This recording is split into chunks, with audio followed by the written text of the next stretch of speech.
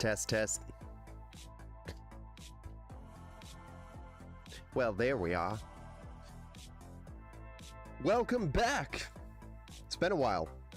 I apologize. Do you guys remember this PC that I built? Look who's back. Back again. And I'm not trying to wrap this at all. Hey, what's up?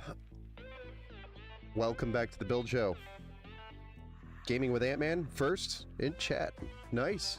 Welcome back, Onre. Welcome back, sir. Welcome back to the Build Show. I've been gone a while.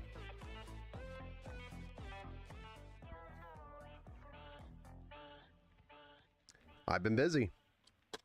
So, for those of you who don't know, and for those of you who just started following or followed while we're gone, I do a lot of live build streams. So I'm your host, Ben Ostrino, over here at the Empower Gaming Studio.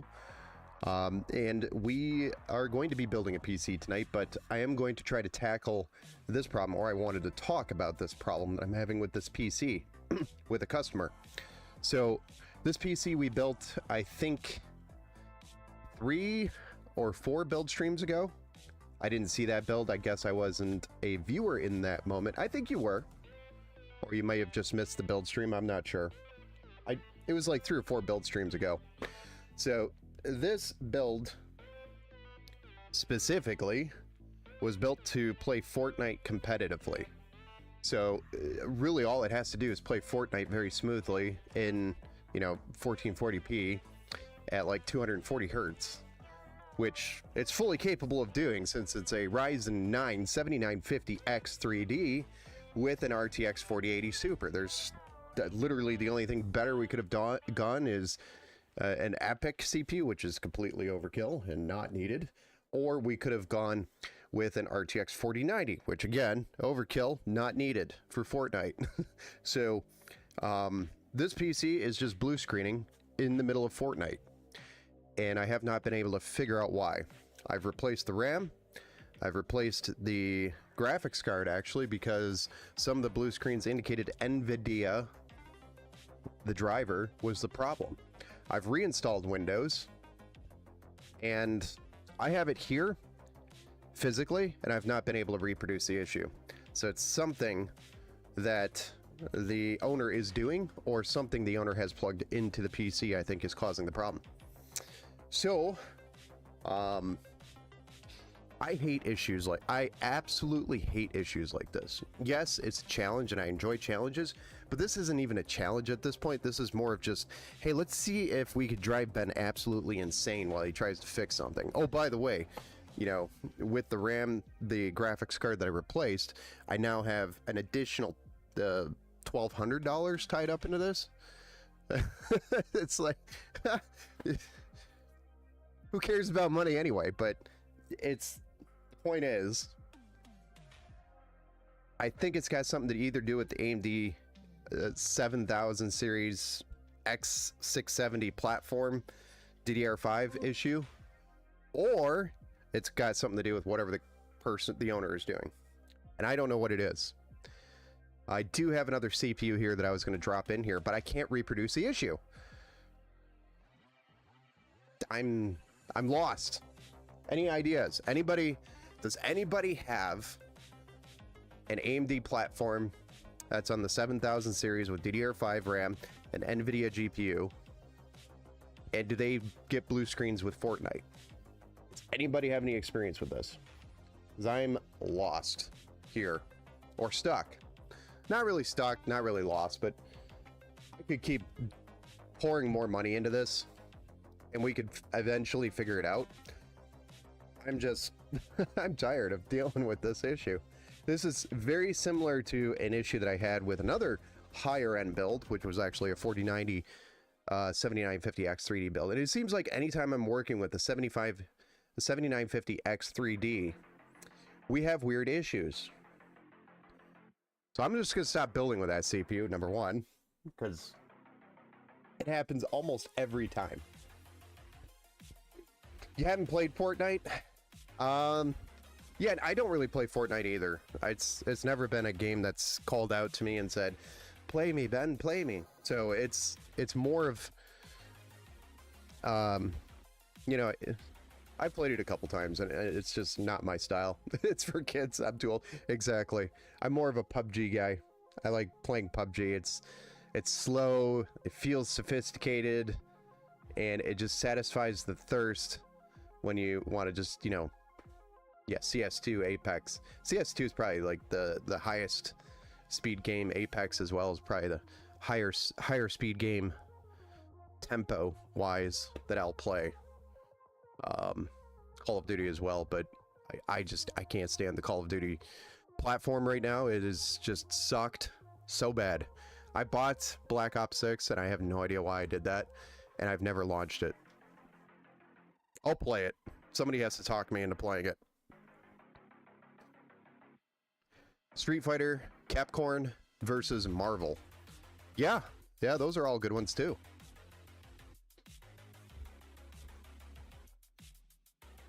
Street Fighter's good too. I enjoyed Street Fighter.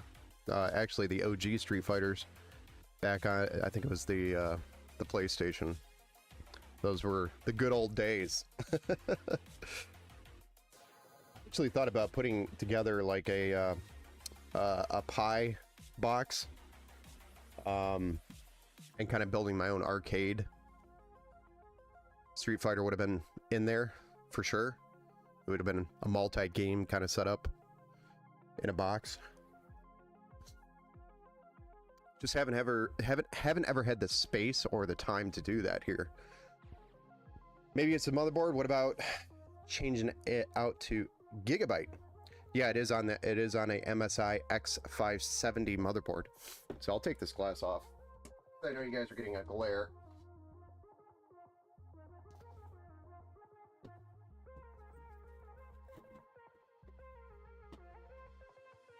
I was gonna start the stream earlier, but I've been dicking around with this all night, trying to get this to crash.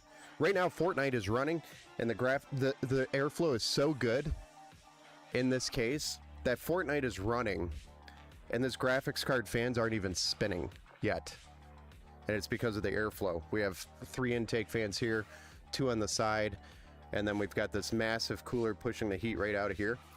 This case is the Torrent case by Fractal, so super high airflow. For any type of build that you want to do with airflow, and you want like some of the best airflow you could possibly get in an air-cooled situation, this is the case to build in. And anyway, I can't figure this one out. I'm stuck. It may be the power supply. That is something I did think of gaming with Ant-Man. It's something I thought of, but it's not a cheap power supply. It's a Seasonic. It's either the Vertex or it was the whatchamacallit, the other one. But either way, it's an 80 plus gold minimum, I think it is, or it's a platinum. It's a high-end power supply. It is not something, I mean, I could plug in my power supply tester and confirm. I don't think it's power, because the only time this system blue screens is with Fortnite. That is the only time it blue screens. So it's got something to do with Fortnite, and whatever that CPU and that RAM's doing is what I think is happening. And I've reinstalled, like I said, I've reinstalled Windows, I've reinstalled drivers, I've reinstalled everything I could. Right now I can't even get it to blue screen. I'm trying, versus the customer opens up Fortnite and then opens up Twitch or YouTube, a stream or something in the background, and then it blue screens on them.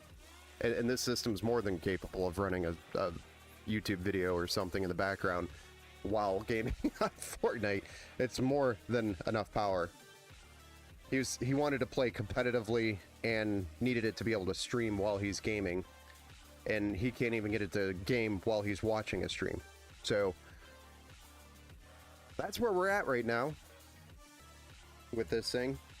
I've been screwing around with it for the last, I got dropped off here I think just before Thanksgiving. I didn't touch it until after Thanksgiving on Friday, Friday evening, and Decided to order another CPU just in case. And I have another test motherboard here. It's not nearly as nice as the one that's in here, but I do have another test motherboard here as well for the platform. It's just a micro ATX B650 so that I can slap everything in there if I need to.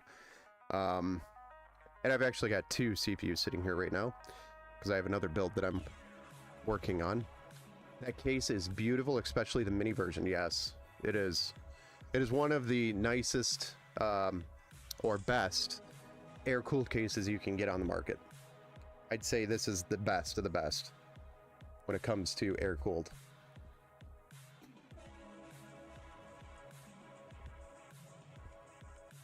But I'm just rambling on here. We're gonna do a build. I just wanted to share with you the kind of crap that you have to go through when you're a PC builder and hardware just doesn't effing work. And it's expensive when you start going down these holes. You know, everybody thinks PC builders make $1 million. We don't make that much money. I don't. I think the most I've made on a system is a 20% margin. But you got to keep in mind when something like this happens, I'm dumping thousands of dollars into trying to figure out what is wrong with it. So right now I've got 1200 tied back up into the system.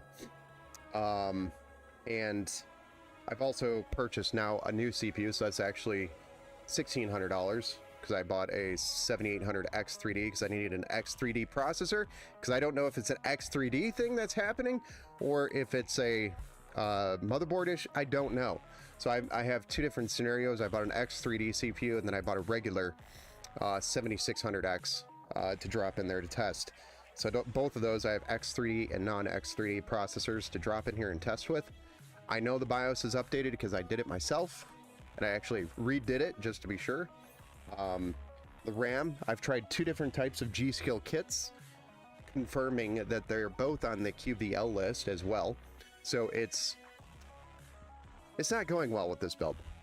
The last thing really to test is the CPU, the power supply, like you said, Ant-Man, and the motherboard. Those are the last three, unless it's the SSD, but usually with an SSD, if you're reading and writing a ton of data, it'll almost instantly blue screen, crash, freeze. Usually it freezes is what happens, or it blue screens. So, yeah.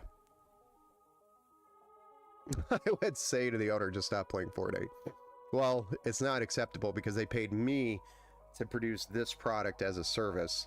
So it's for what they wanted to do, and this is what I recommended too. So that's where we're at with this build.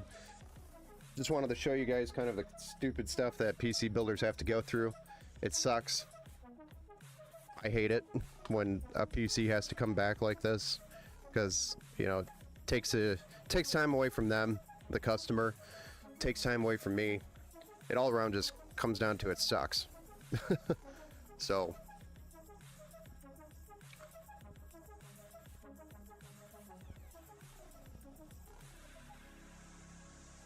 but it is what it is. So it's my job to figure it out and get it fixed. And unfortunately, it's been here almost a week now. So actually, today is a week because it was dropped off Wednesday last week. I actually just noticed this was bumping that card.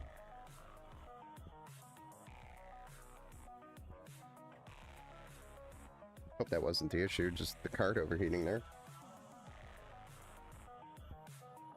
Nice.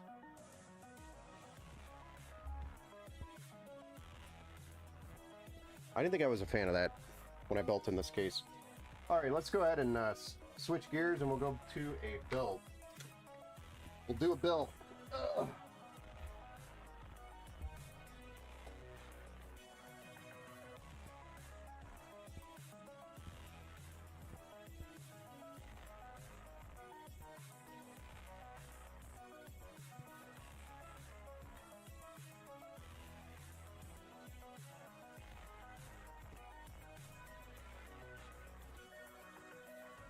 What build are we doing? I'm glad you asked. Well, we're going to start off with a Frozen Note 240 millimeter black addressable RGB liquid cooler, which is going to be cooling a Ryzen 7 5700X CPU. It's on the AM4 platform. And we're slightly crooked here. I don't know why we're like that.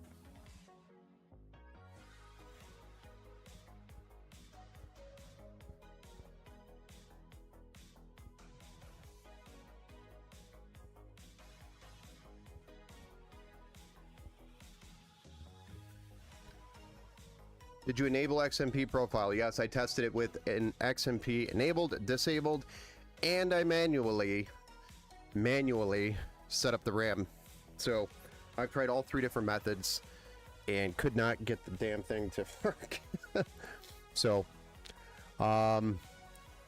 we've got 32 gigs of DDR4 3200. This is by Silicon Power. It's the Turbine Blue. That's this stuff here.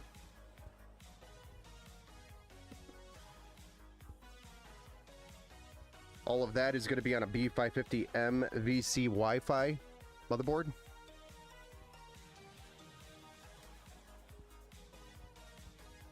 And then we have a 2 terabyte M.2 Gen 4 SSD by Silicon Power as well. So this guy right here. With this RAM here by Silicon Power. And then, of course, the AMD Ryzen 7 5700X.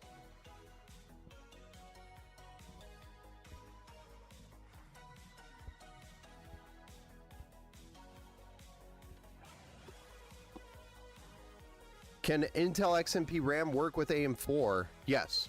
Yes, it can. Most DDR4 RAM on AM4 platform will pretty much be compatible with Intel or AMD. It doesn't really matter anymore because it's so mature. Pretty much any RAM works with it, with everything. But I will say with AMD on AM4, the AM4 platform CPUs generally like faster RAM. So, for example, I probably would have done better if I got 3600 instead of 32 at CL16, or get a slower or get a lower CAS latency.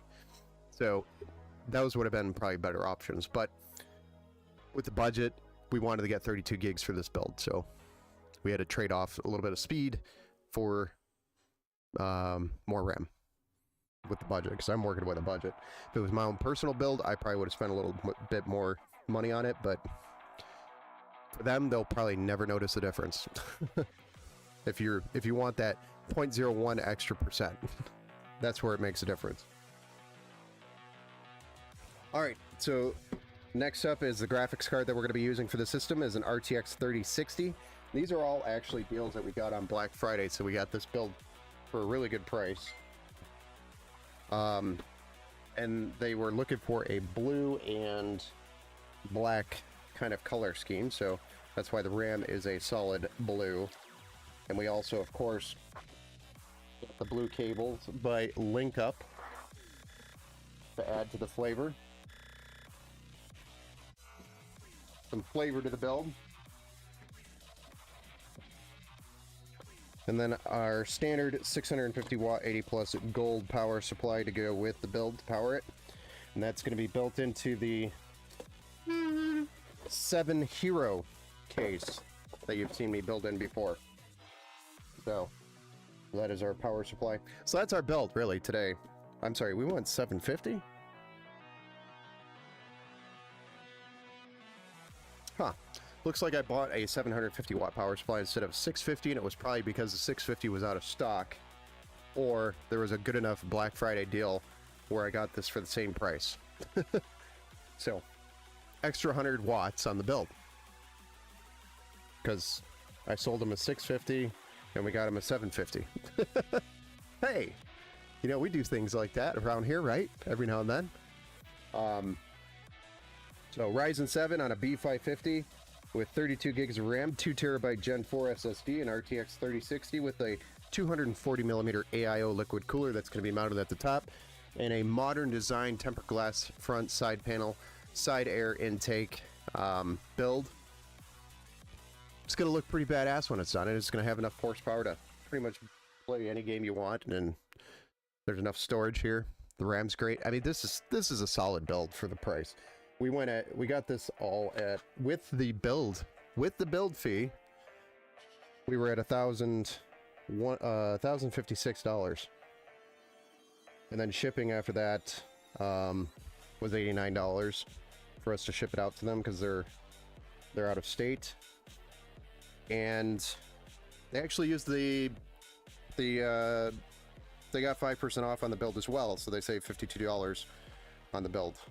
So they used a discount code for a streamer that has a discount code with us. Cool. If anybody remembers, Mern is the word. And if you don't know him, go check him out. He is a partner streamer of ours. We built him some computers, and he's helped us out by advertising for us. On the case, I showed the Discord does need fans. It comes in on Friday. Okay, cool. Oh wait, yeah. You sent over the case that you were getting, the Thermaltake, right? Looks like a helicopter cockpit. the helicopter Thermaltake one. Yeah, that one. It's a pretty cool case. I've never built in it just because it's so unique. You have to like the case. And so if I'm building for somebody else, I'm not going to build in that unless I send them the photo and they say they want to build in that one. I've never had anybody that ever said that they wanted it in that case. I think it just looks too complicated, but it's really not.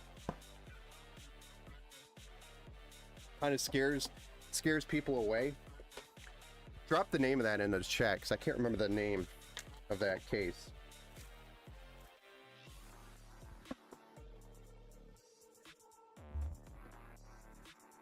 All right, guys, let's go ahead and get started. By the way, if you didn't notice, I very much so cleaned up my stream area, so I don't have all that crap sitting over there anymore. It's all cleaned up. I had time, guys. Those are all my tools and stuff over there, and my cables. But I had time to do stuff like that. So we're less cluttered over here.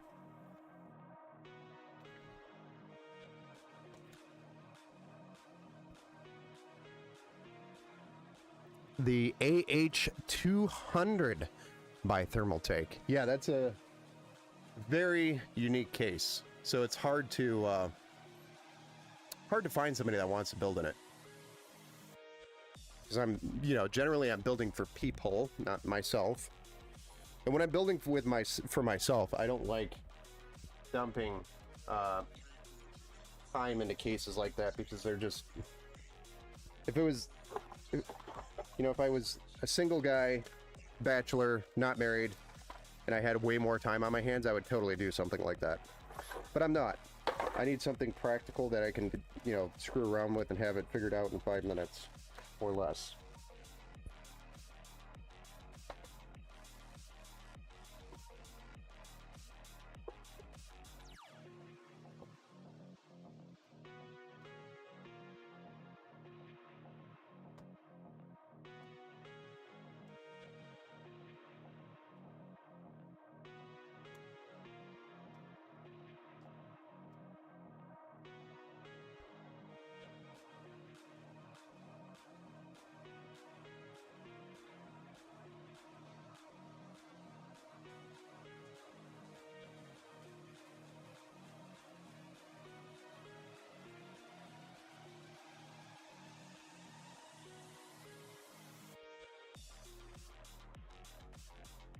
All right, let's put a CPU in here, and then let's put some RAM and an SSD in. And I'm pretty sure the Thermalright 240 millimeter AIO that we have now is going to work just fine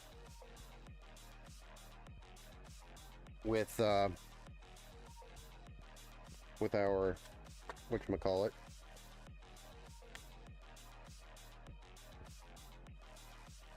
The mounting brackets, that's what I'm thinking of. The mounting brackets are going to work just fine. with the plastic clips that are on here that come with the motherboard. They just kind of latch over the top, if I remember correctly. I don't remember if this has a specific mounting bracket. I don't think it does. The only thing that I don't like about Silicon Power is it's in this plastic thing that we have to cut open. And I hate it.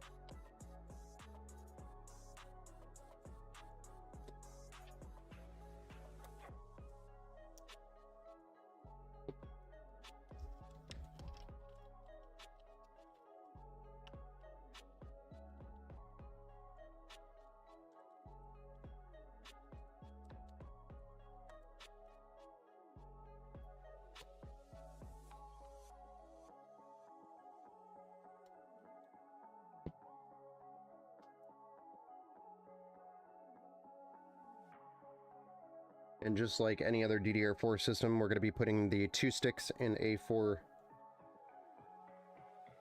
A2B2.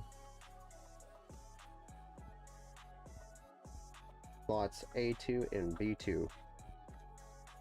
Generally where we want to put those. Now we're going to take this heat spreader off and install our 2TB M.2 Gen 4 NVMe SSD.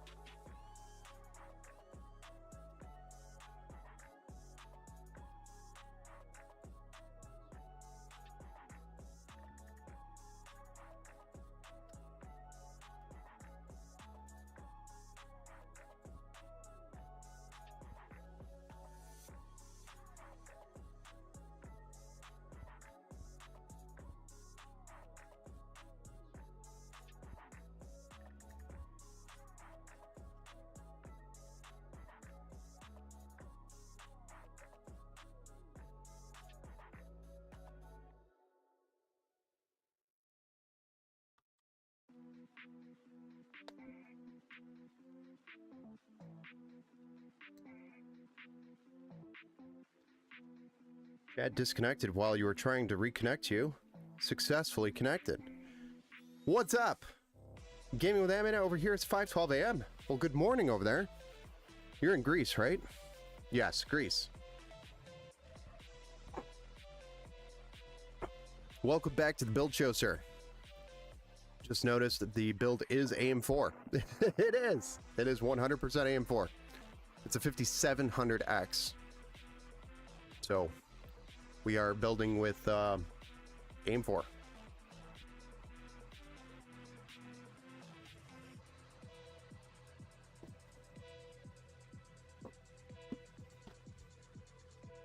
All right, time to get the case out. It's case time.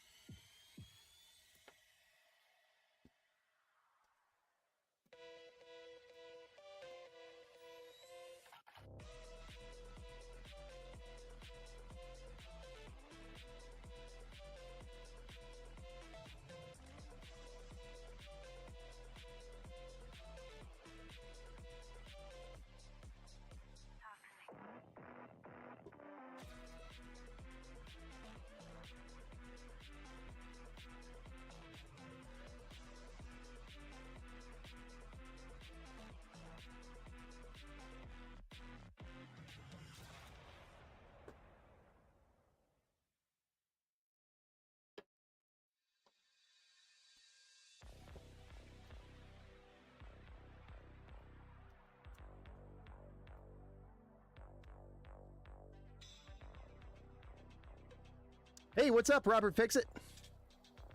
Hey, I always come in right at the good part. Can we skip to the good part? You know that song?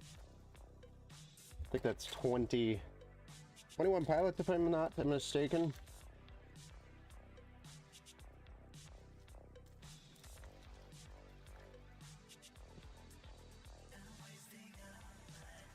And the answer is always, yes, we can.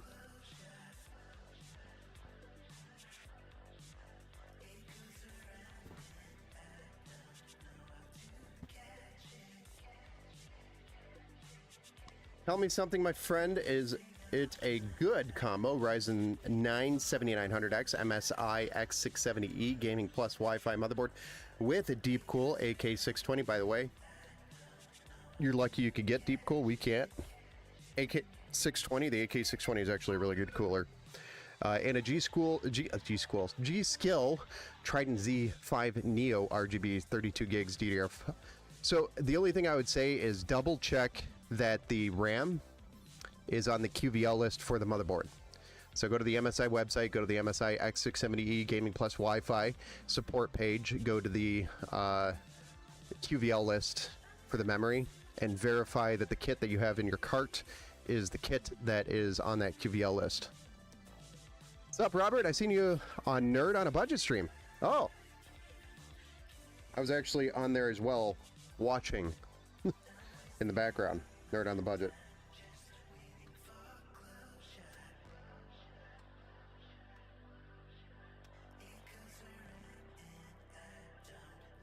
But just make sure that that RAM's on the QVL list, and then, yes.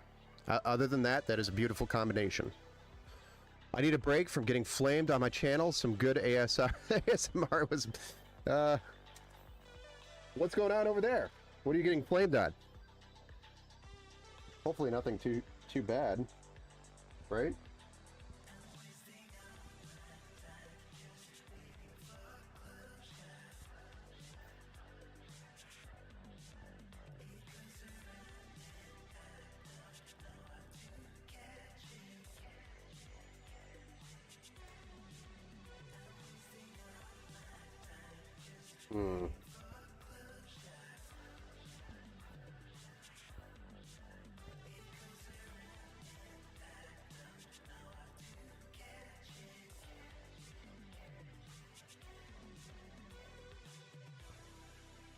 Gaming with Amen. Hey, we have similar taste. Also, great channel. Yeah.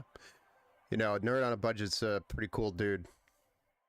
I've always liked him as well.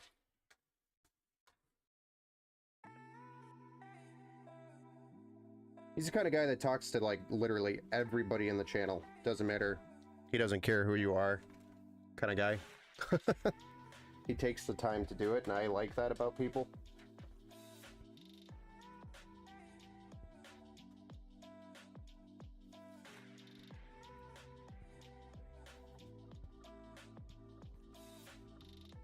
Trying to get this bloody thing to bloody line up.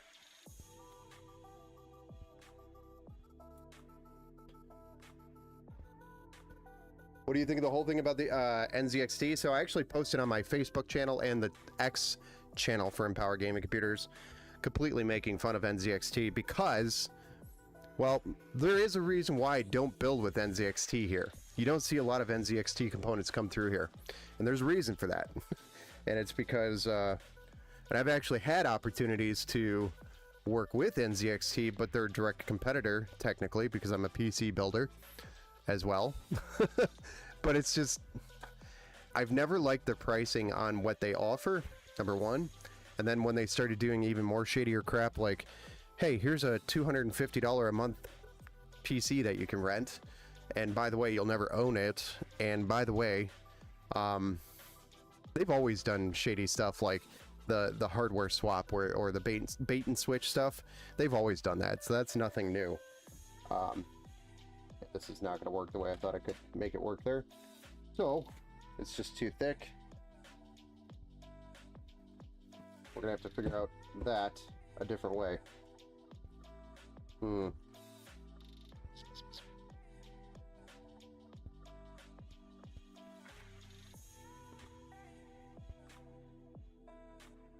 One thing I didn't take into account is that this is an ATX case, so it's going to cut over the lip of the case fans, which is fine. The problem is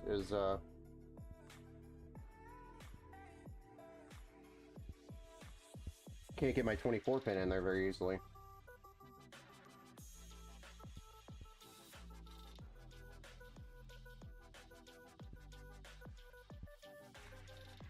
So what will we do for that?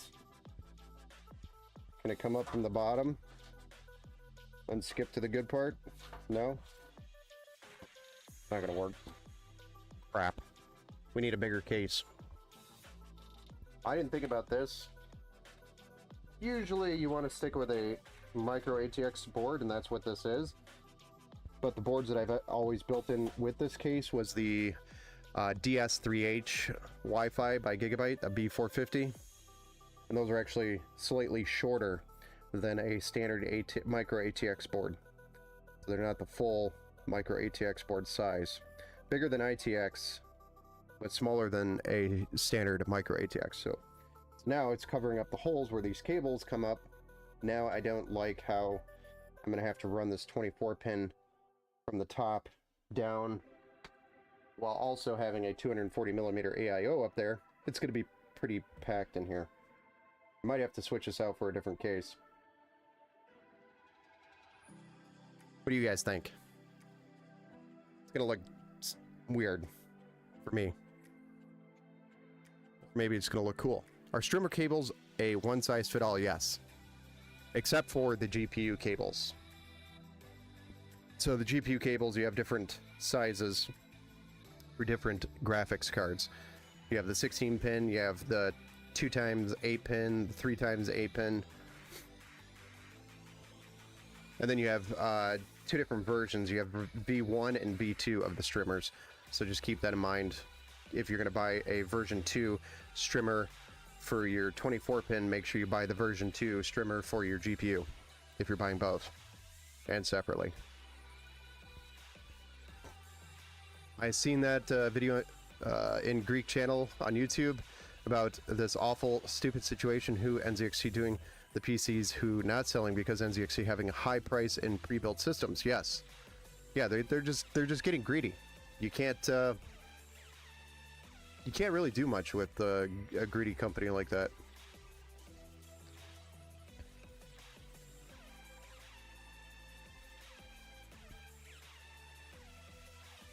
I love their cases, but expensive, especially for a builder.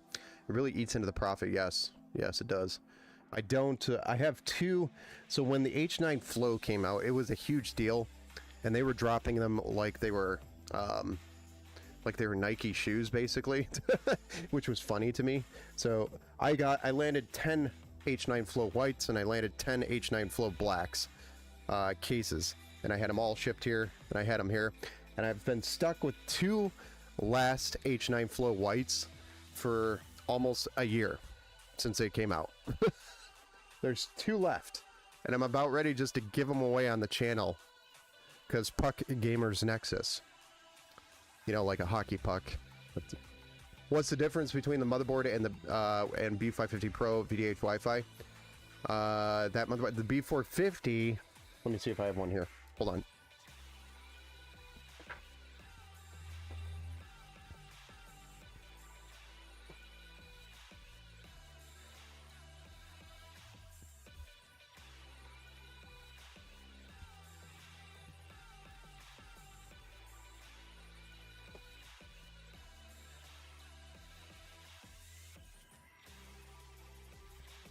So the primary difference between the B550M motherboard that we have here and the B450M is, you'll see, let me pop this out. Number one, the size. For this case, it doesn't use the full micro ATX extension because it's slightly shorter. Number two, the B450 does not have PCIe Gen 4 support. So we kind of have to use a PCIe or a B550 motherboard that does have PCIe 4.0 support for the build that we're doing. So I can't go to a B450. Two, the Wi-Fi and Bluetooth technology on this board is a little bit older than that. I think this is still Wi-Fi 5 and that's Wi-Fi 6. So what I've sold him, I can't just downgrade him to a B450. There's just no way I could do that. So what I will likely end up doing here is probably going to a bigger case.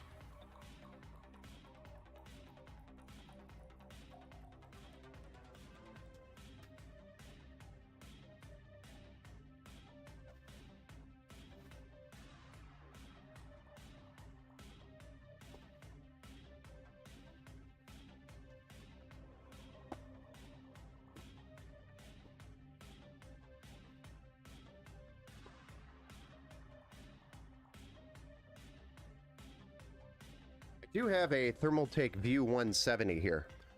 It seems pretty identical, I know, but it's not. It's not though. It's the micro ATX motherboard, the MSI. It goes all the way to the edges of the fans. The other one did not. I already put it away.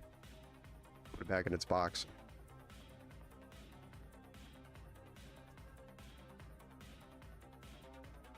Robert Fix, this is a case by 7 Hero. It's the EMBL, so you can look it up on Amazon. 7 Hero, all one word. It is a knockoff of the Montech cases, or the Okanos case, or the Thermaltake View 170. But still, very good case, just not meant for full micro ATX motherboards. That is one complaint I would have on this case. Outside of that, beautiful case. Give him a free NZXT case. A little bit big, and we'd be putting a 240 millimeter. It would be out of proportion because we have a micro ATX motherboard. We have a 240 millimeter AIO for a 360 millimeter setup. It would just look proportionally out of proportion, if that makes any sense. That's like throwing a hot dog down a hallway. That's kind of what it looks. That's kind of what it feels like.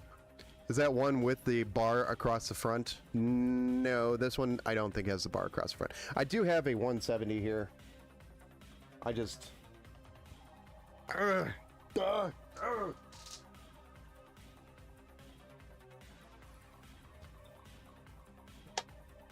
or we just work with it. We'll just try working with it. Let's see what happens, guys. I'm going to try to run the 24 pin from up here down. It's just going to look a little funny, and it'll be a little bit tricky. But I think in the end it's going to look fine, because, well, you wanted blue and black. The blue and black will stand out. The problem is this blue and black cable is not very flexible. So I might have to undo one of these.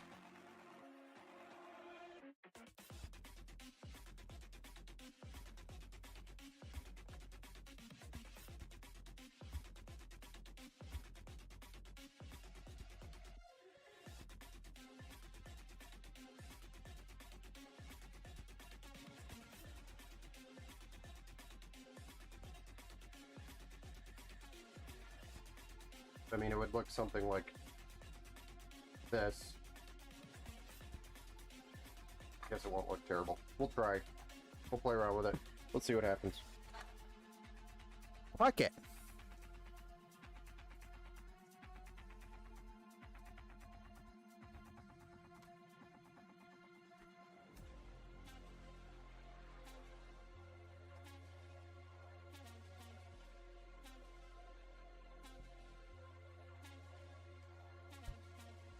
Everybody likes a challenge. Hey, what's up, Army Vet? Welcome back to the Build Show. This PC case, I think, is for mini ITX motherboards only. No, it is actually a micro ATX motherboard. It's going to fully mount all the screws, as I'm doing right now. Probably better fit for a ITX build, yes, but supports micro ATX. Just doesn't support it very well.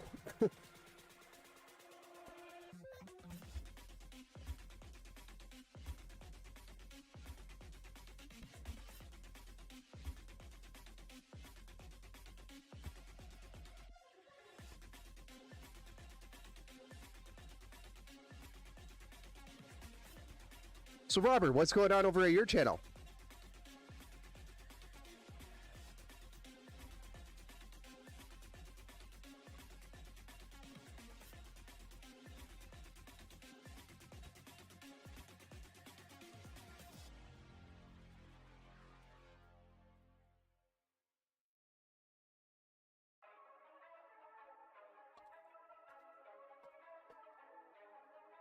The blue extensions makes me that network hub Ethernet vibes from the customer. Yeah.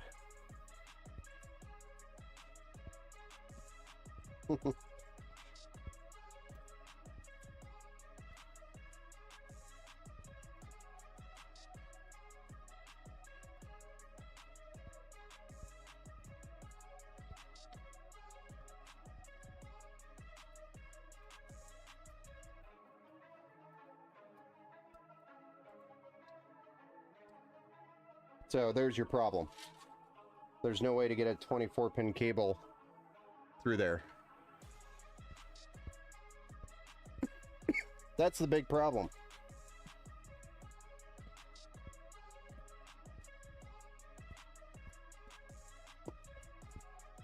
We'll figure it out. All right, let's go ahead and get our front panel stuff plugged in. We got USB 3.0 here, which also sucks. I guess I could just write it up there. I'll give you plenty of cable for that, I think.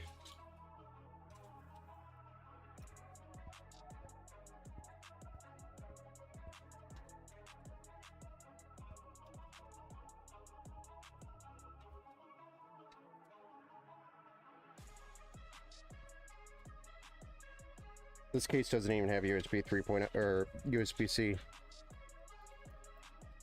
I was thinking USB-C. Oops.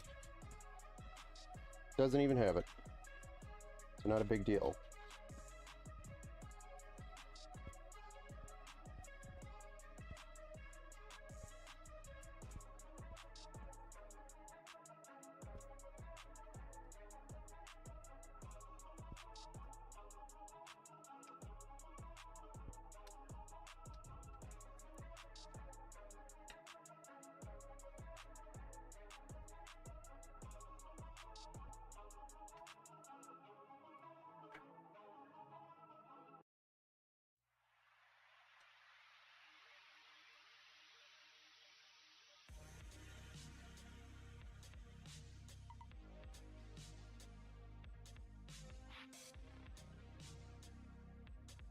What version is this?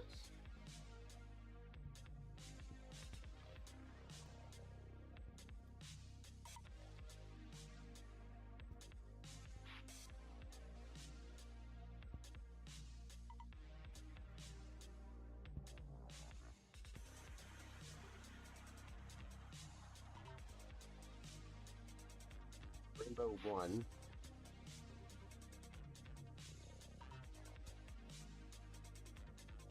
Front panel 1's all the way over here. Okay.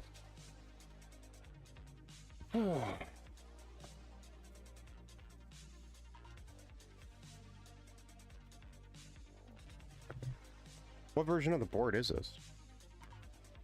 The VC. Thought this had two addressable RGB headers on here.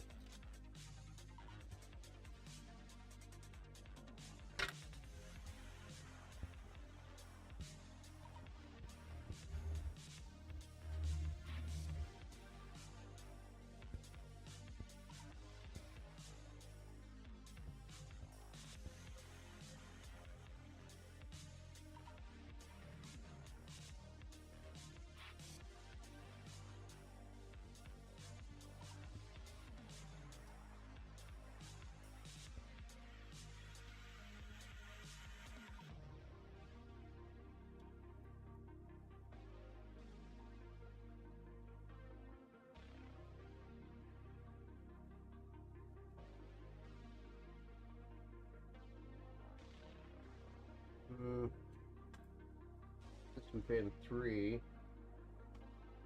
2, and where's 1? Here.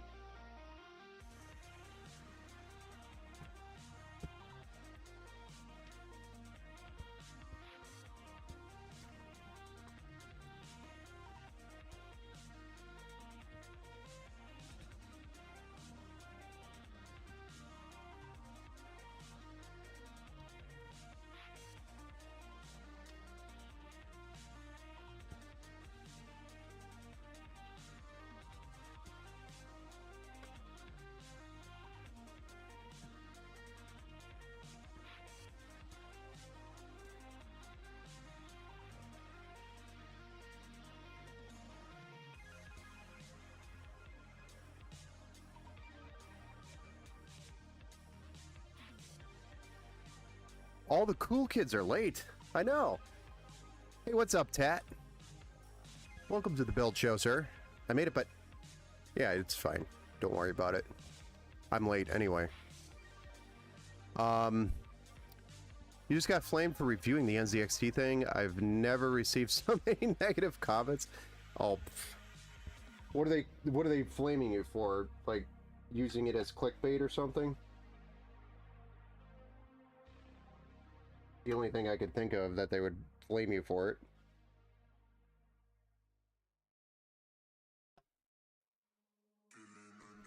Well, one thing you got to remember, Robert, to think positively about this is, one, any type of interaction, whether it's negative or positive, on YouTube is an interaction. So if you might feel like, you know, personally, you feel like you're being flamed and destroyed and, it's negative. What's actually happening is your channel's getting a lot of attention and is probably hitting an algorithm that you've never seen before. So, might be a good thing. A lot of people actually on YouTube channels intentionally do stuff like that to boost the channel. Because 9 times out of 10, somebody that enjoys something isn't going to stop and comment on it. Versus somebody that hates or doesn't like something, they're going to stop and comment on it. So it's kind of like intentionally triggering to get the views. So you might see it as being flamed and beat up. What's actually happening is you're getting a little boost in your channel. That's why Zelman P10, P30, and Oculus Aqua 3 are way better. Yes, I agree. But I think at the time when I was putting this build together, the Oculus cases, they were sold out. Zelman I didn't look at, actually. I should have. My brother's friend told him to buy a 1000 watt power supply, but I want to buy a 750, 850 watt Seasonic PSU. 1000 watt will future proof. You have an 850 watt Corsair. Yeah, 1000 watt would be future proof, but I mean, are you ever going to put a 4090 in your build? Because that's the only reason why you'd need 1000 watts. 850, you can go all the way up to a 4080 Super. What PC case ripped your hands up?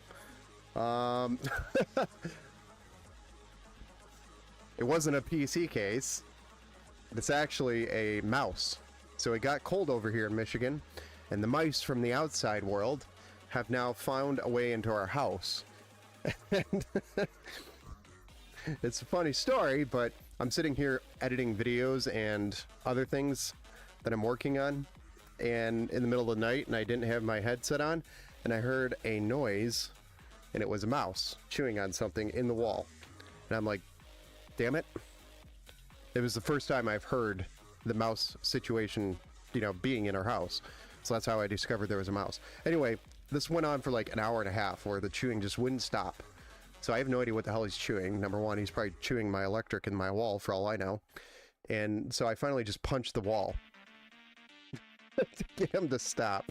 And I ended up punching a portion of the wall that had a nail sticking out of it that I couldn't see because it was dark at night, and I cut up my knuckle here. These, it's just from dry skin. I get them a lot in the winter. So it's from scratching. Scratch, scratch, scratch, scratch. Then it looks like I have a torn up hand. So the damn mouse is why I have a torn up hand or knuckle. He's probably on the other side of the wall laughing at me. And now I got to deal with getting rid of them because they're menaces. I hate doing that, killing them, but they shit everywhere and they're a pain in the ass. They chew everything. They just make huge messes.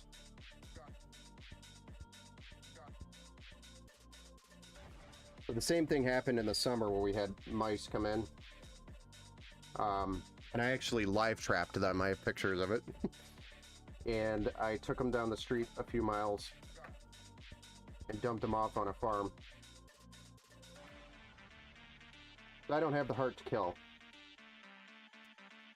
Unless I'm hunting for food. Big difference there.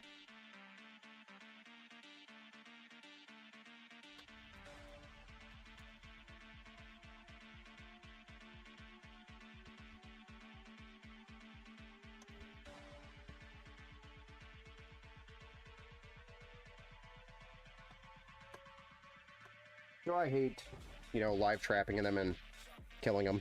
I hate it, but you kind of have to. So yeah, now we have mice in the house, which I just found out. All Seasonic PSUs are great. When I was building PCs in the 2000s, much blood was shed. Yes, with the sharp edges on cases, especially the cheap ones when you're building and flipping PCs back then. It was a much slower process because there wasn't as many people in to PC. But yes, I do remember the sharp edges. It was actually very common, even in some of the higher end cases. You'd have sharp edges that cut up your hand. Zelman are usually more expensive, so for budget builds, this case is better. However, the trouble plugging in the 24 connector, this case it's annoying. Yeah, definitely annoying. I don't know exactly how I'm going to work around this yet, but we'll figure it out. I think what I'm going to do is get the 240mm AIO in the top here plugged in, and then we'll start dealing with that EPS, or I'm sorry, the 24-pin cable issue. We'll figure it out. I always do. If it comes down to it and we can't use the cable, then it is what it is. Not that I want to do that, but I would prefer to use the blue fancy cable that we got, though they were only $16 for this kit on Black Friday. So it's not like it was a bad deal or anything. It ended up being a great deal.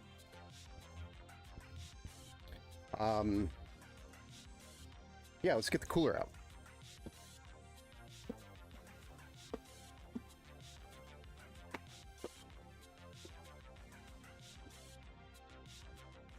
Thermalright.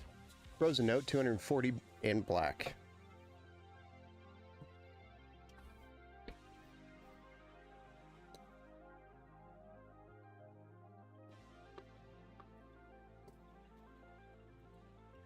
You must know, remember those pop out of PC? Yes. In fact, I think these are pop outs as well on this case. Kind of brings the nostalgic memories back of putting a motherboard in and then not being able to bust them out because the motherboard's in the way. They at least make it so that you could do it after you put the motherboard in now. That was always the worst when you forgot to do that before you put the motherboard in.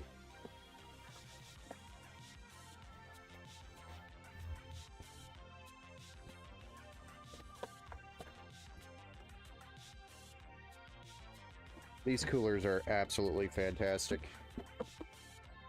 The price, you cannot beat it. I think it was $54 for this AIO.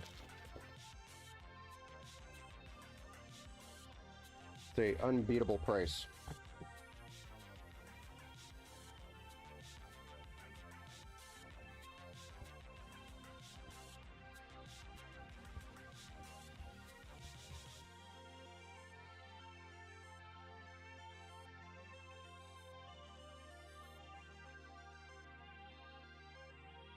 By the way, why is it blue? Was the customer requesting that? Yes. Yep, they requested blue, so I went with the blue RAM and the blue cables to kind of add some flair, and then we were going to make the fans all blue as well. But yes, they wanted blue and black. That was the request for the color scheme when they submitted a custom build request on the website. And then I showed him photos of the components, and he really liked it. That's what we rolled with. So I am going to try to get this EPS cable in there, or the 24-pin cable in there. 100%. Trying.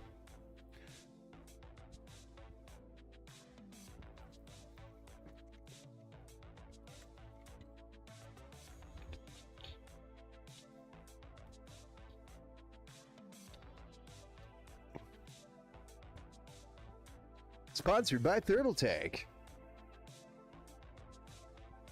I worked for a computer store. It was it was build after build all day long. Yeah, I believe it. Computer stores like that probably sold to, and they were probably able to do better deals back then, building them themselves. But they probably sold to businesses, like business machines, so it was very common. I used to do that as well. I mean, I probably built 25 to 30 machines a week on top of support calls and walk-ins. We called them walk-ins, walkers. It's very busy there. Unfortunately, that business is no longer in business. Ready to show you what happens over time if you don't pivot. You gotta pivot.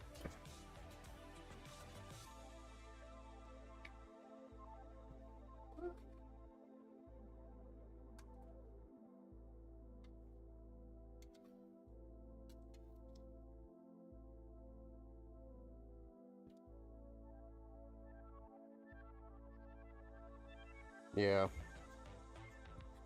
It's gonna be messy.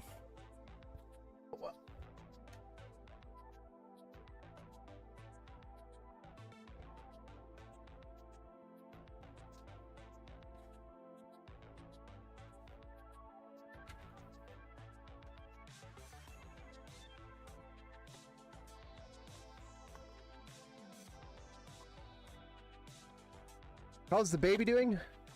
She's actually sleeping right now. Baby's doing good. Mom's doing good.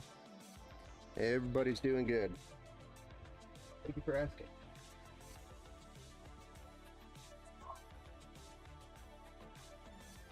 Everybody's doing good. It's been a rough weekend with her, but I actually was going to do some more build streams over the weekend. Didn't get to them because I was just so damn tired. It was because we had some rough nights after Thanksgiving. We, when you go to Thanksgiving, it kind of ruins the schedule of things. And the youngest baby kind of got out of schedule there for a little bit. So it was a rough couple nights after Thanksgiving, and then trying to get back into the swing of things was a little slow.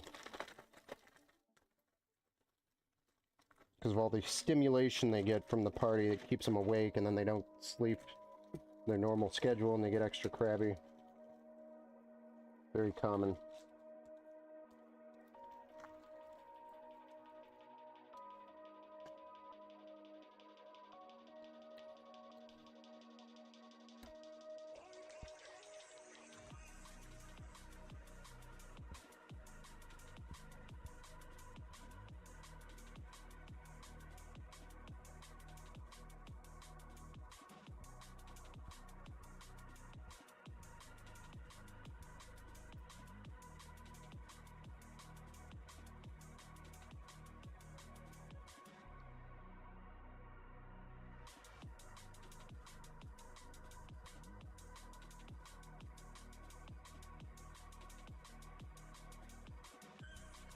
People brought side panels to my house to cut out windows and rivet plexiglass on them. That's awesome. I used to do that for people too, especially my buddies. But I didn't rivet. I usually just like hot glued it because I was lazy. If they wanted it really nice, they could have paid me for it. I could have riveted it.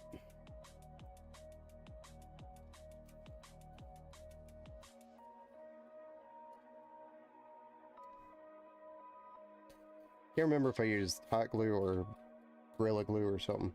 One of the glues, and it stayed. It never moved.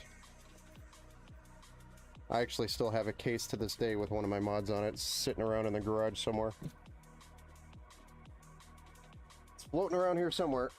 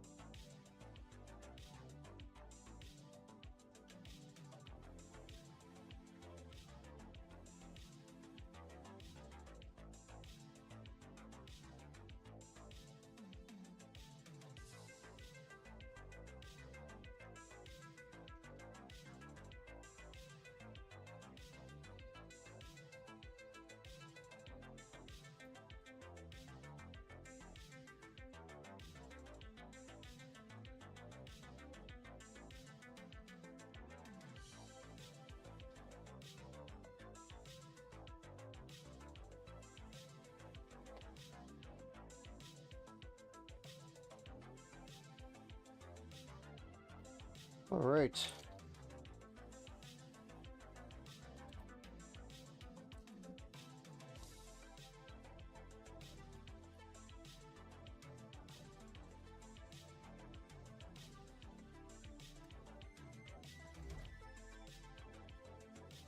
Get some thermal paste on here and mount this block. Build a mineral oil PC, Robert. Look them up. Yeah, I've actually seen those before too. Never done it. Thought about it. Didn't like the idea.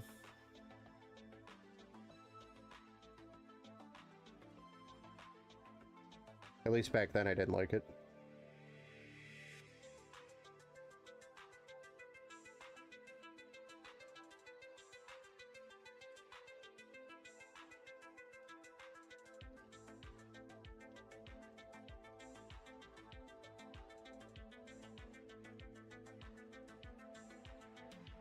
Never used a fish tank style PC case, so I thought it would be funny if I bought an actual fish tank, put a PC in it, and say it's my fish tank build. Oh wait, LOL. Build a mineral oil PC. Yeah. I would also do the Steth mod trick for the CD-ROM. Okay, yeah. Yep. That was also a cool one. It kind of kept the case really clean. Yep, I remember that one. I want to do the DVD drive cup holder mod. I've seen that one too. That's about all they're worth now, unless you absolutely need a DVD drive for something.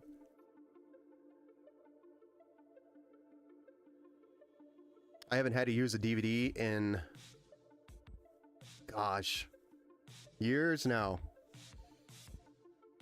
When I got back into, like, seriously building gaming PCs back in 2014, 16, I think that was the last time I used a DVD. That was a long time ago.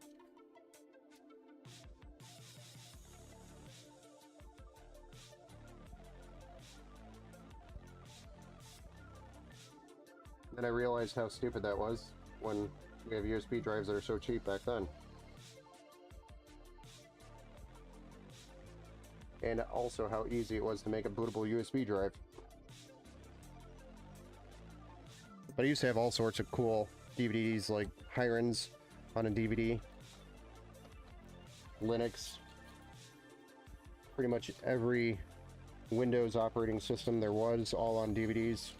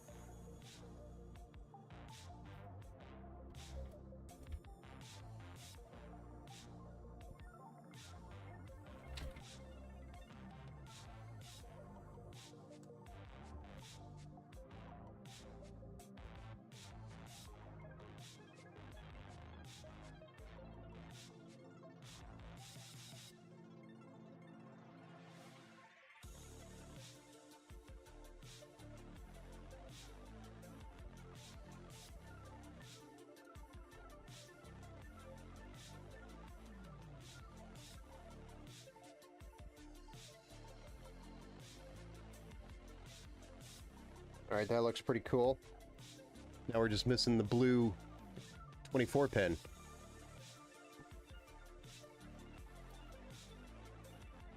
We've got pretty much everything else plugged in here.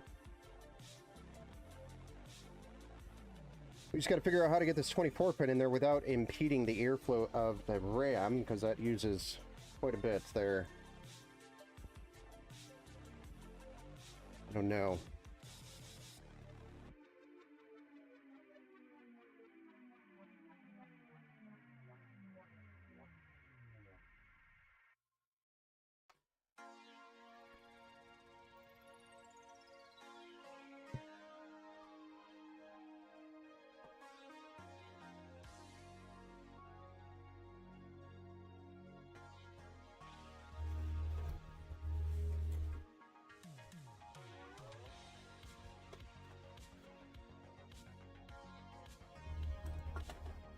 I mean, honestly, I don't know how stupid this is gonna look, but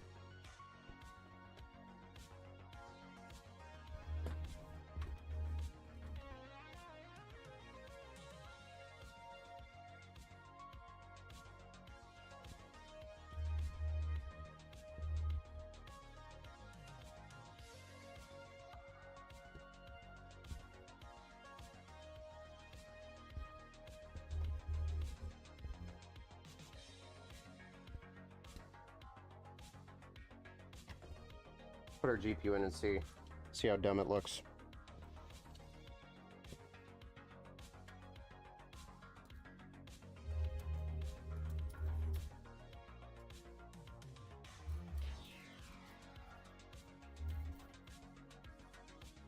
The problem is the cable's so damn stiff.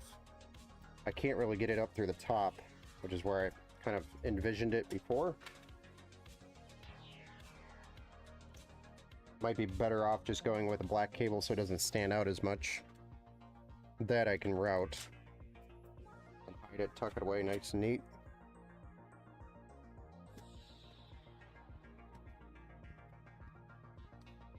Or I can see if I have a different 24-pin cable here that's a little bit more flexible.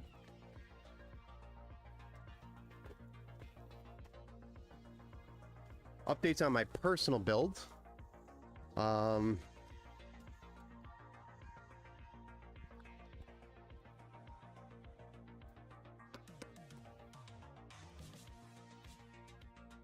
I finally used a little AIO, which I store. I would not do, but it was free, so why not? I don't mind if I can't lie.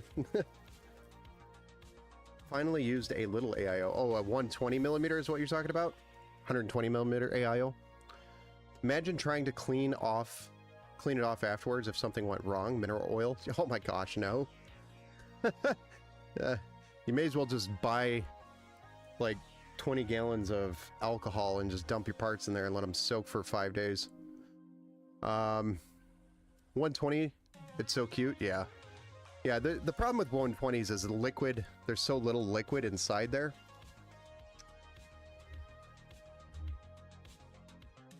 That what happens is in the loop, there's just not enough time for the liquid to go across the radiator to cool quick enough.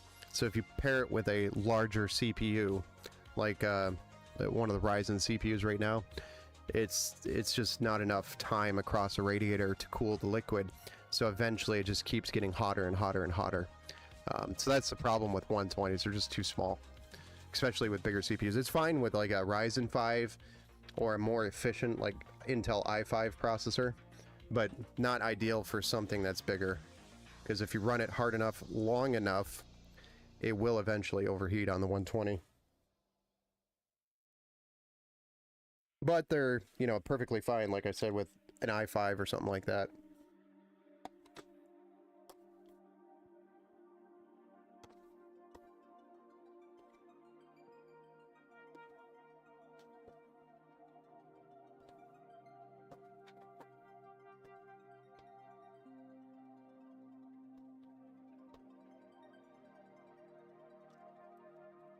Yeah, what CPU are you running, Robert Fix? You swore you wouldn't use an AIO. No, there's nothing wrong with using an AIO. Absolutely nothing wrong with it. Just using the right one for the right situation. I mean, even air coolers last, you know, a long time, but even air coolers will have problems over time. The gases inside the pipes eventually dry out or wear out. After continuous temperature changes, they eventually wear out.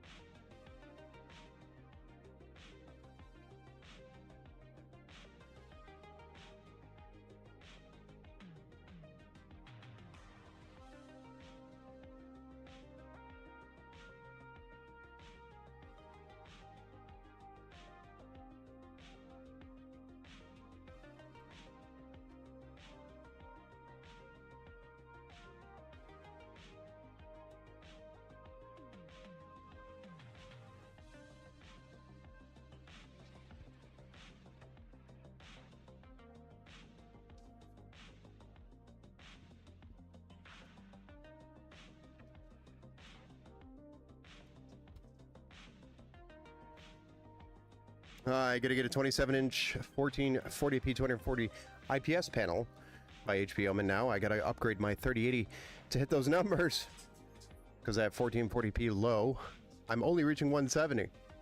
Oh, only reaching 170.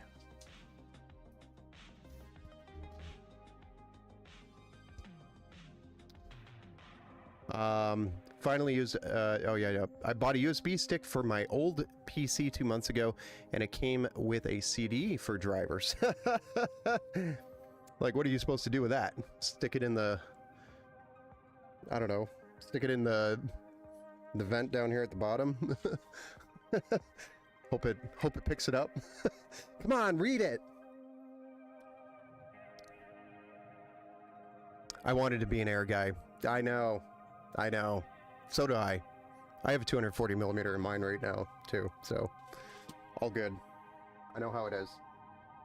I was always an air guy, or I would never do it. And then I did it.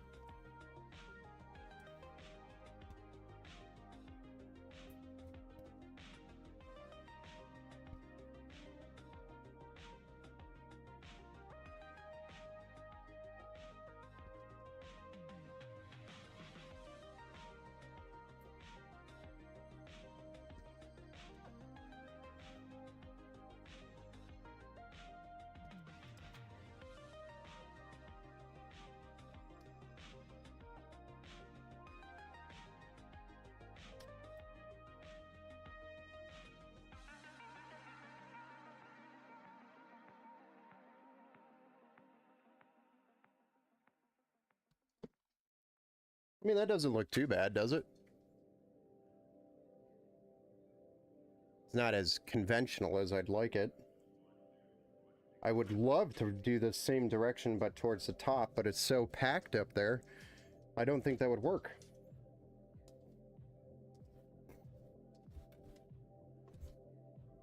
What are your guys' thoughts on this?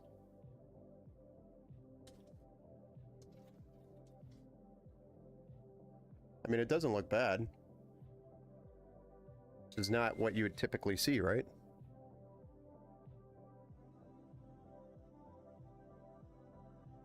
Why is it not?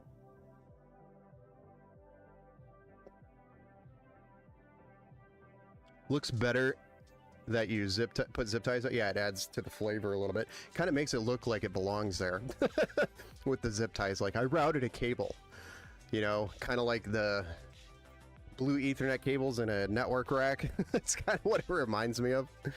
But I mean, doesn't look bad.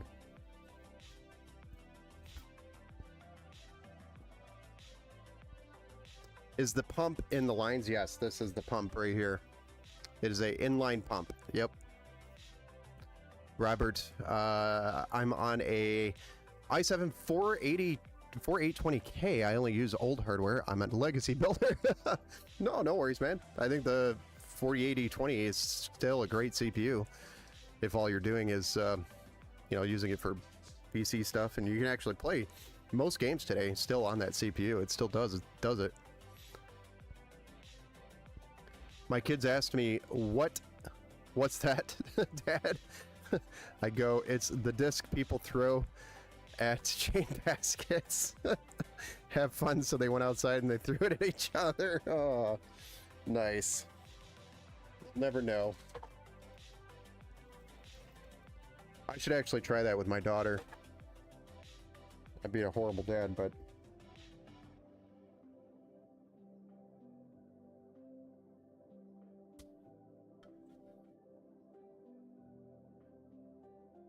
Okay, well, I think we're gonna go with this.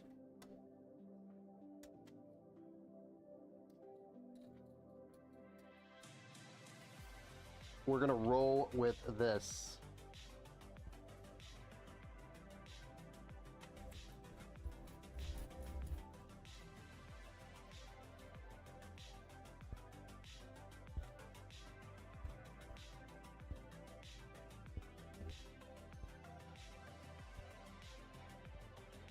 Doesn't look too bad.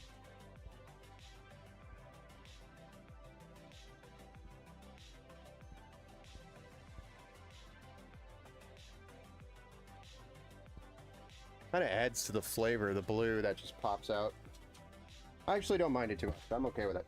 I'm okay with it. Not conventional, but I'm okay with it. I don't hate it.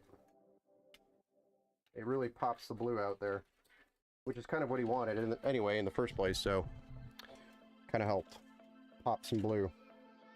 Alright, so now we got to find all these addressable RGB cables for this AIO and get these plugged in back here. There's 2. 3. 3 of them.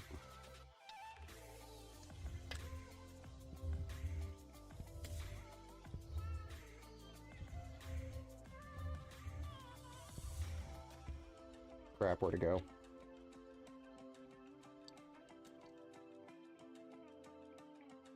Then we got to get a power supply installed.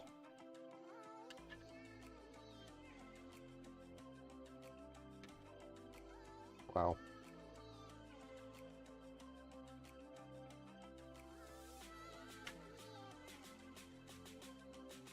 These do not like to connect.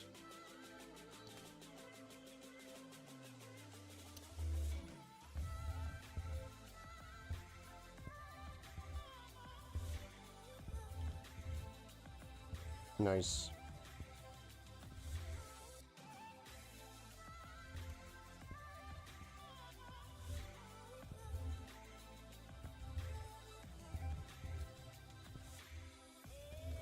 All right. Then we got to do some cable management. All right. Power supply time it is. 750 watts going in.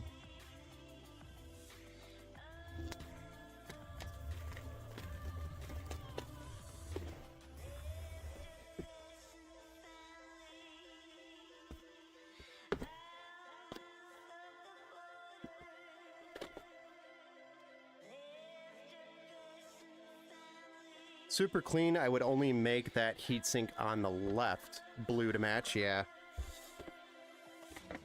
I could paint it.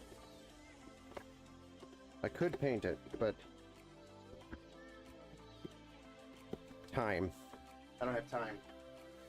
I've got to get this one finished and shipped here for them, because it's got to be there before Christmas. So any builds that I have to ship, I'm getting done first.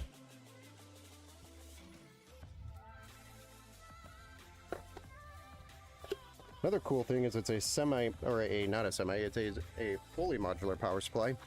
So I only have to put in the cables that I need for this build, which is super convenient for the small case. The 650 watt would not have been modular. I would have had to put all of the cables in there.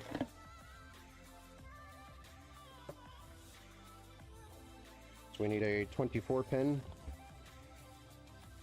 We need, I'll put 1 peripheral, though it's not needed. And 1 PCIe. I'll do 1 CPU.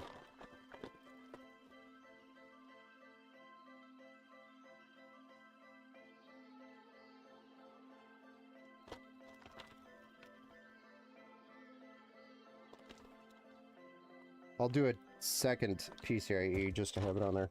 The rest of those we don't have to put in.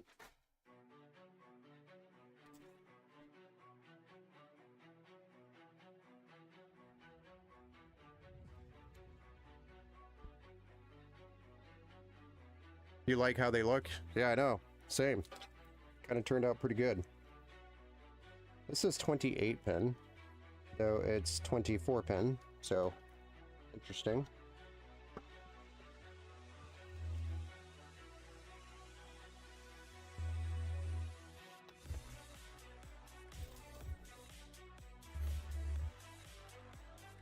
Maybe there's a mathematical translation from China that I don't know about, or Taiwan, wherever this one was made.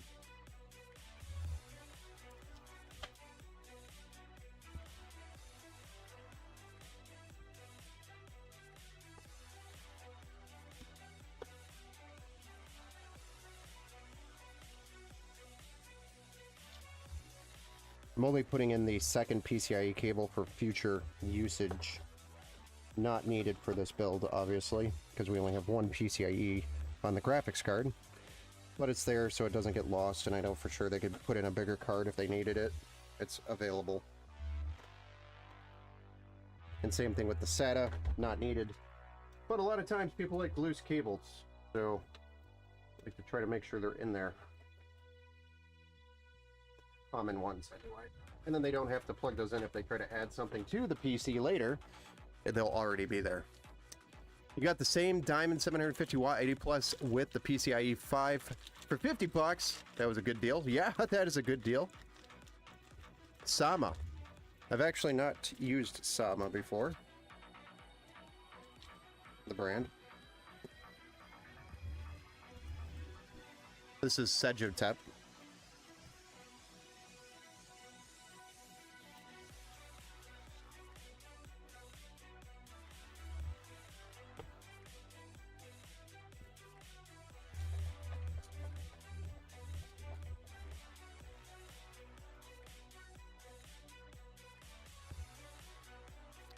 Super clean. I would only yeah, what heatsink did you say you would want to make blue? Like the block on the CPU? Or are you talking about the graphics card? The graphics card or the block on the CPU, Robert?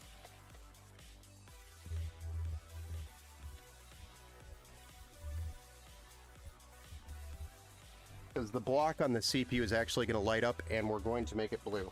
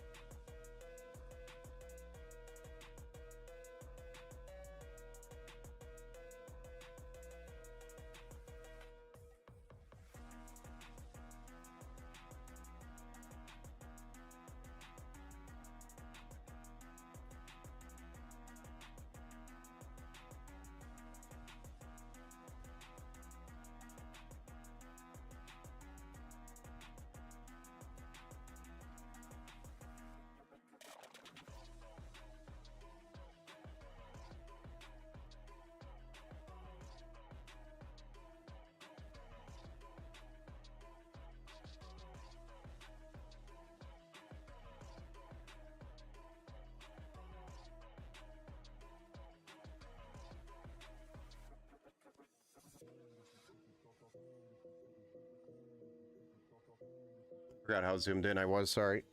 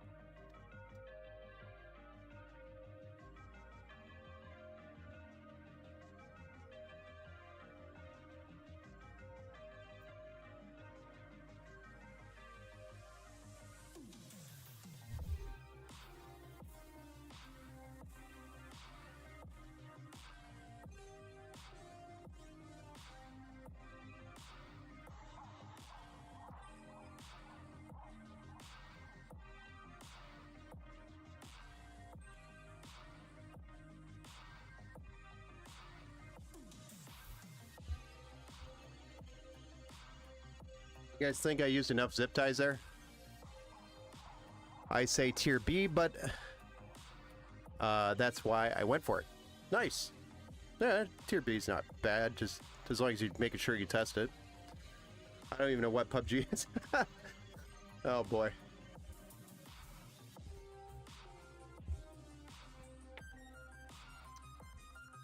Looks better. Yeah, let's keep going down.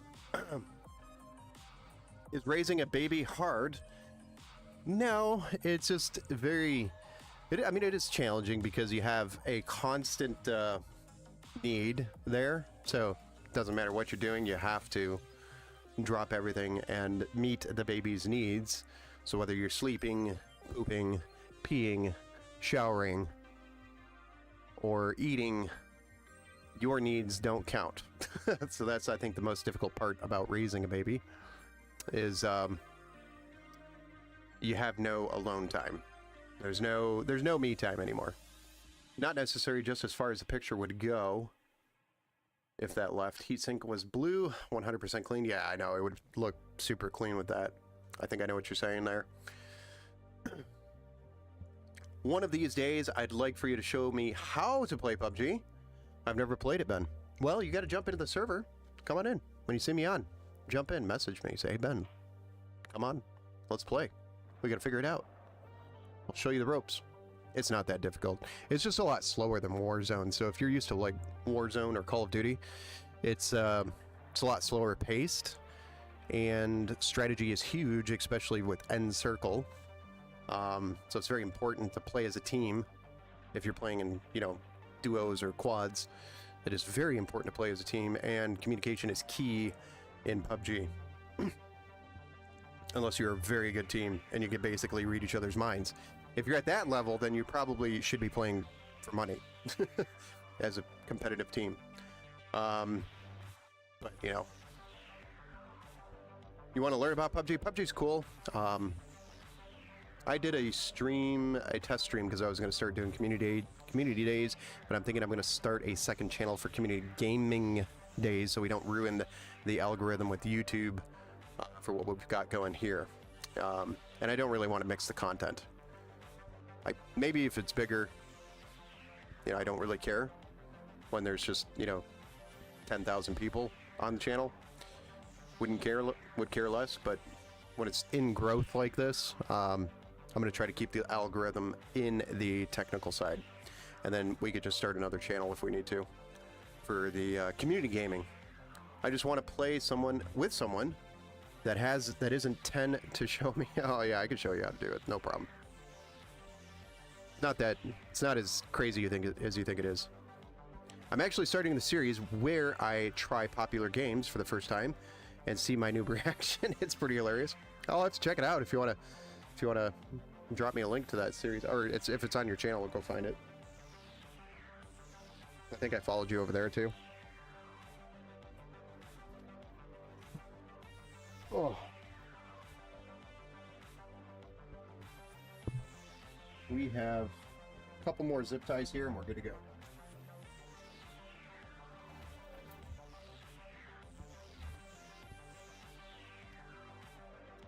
But they're games that are new to you, maybe not new to us. That's clean, only the one line. Yeah, I know. Even this, we're gonna get zip tied up here.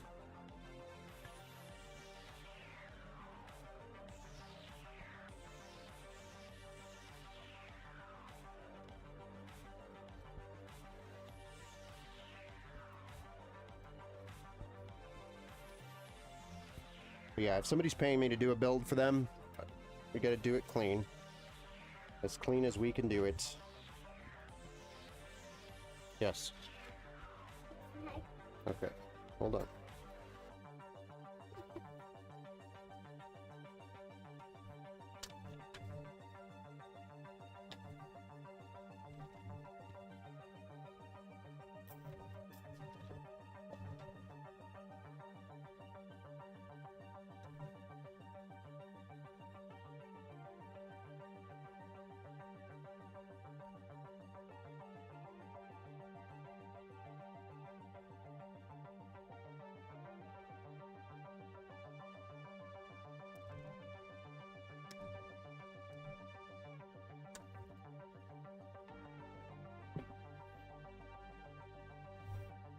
There you go.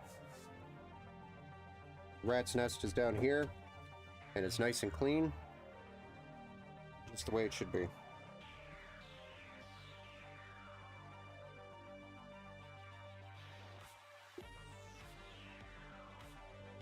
I know.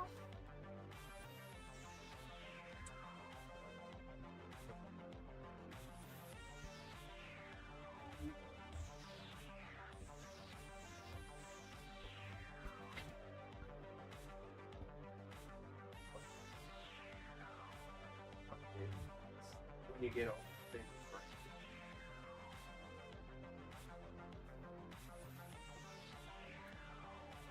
it has nothing to do with the burger.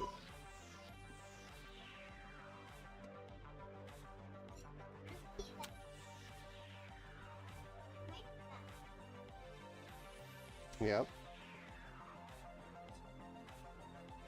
Okay.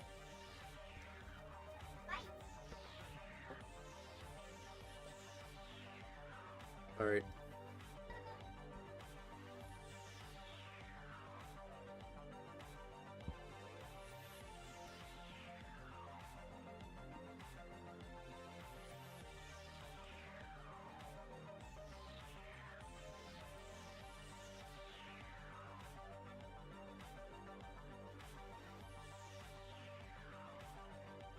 That looks clean.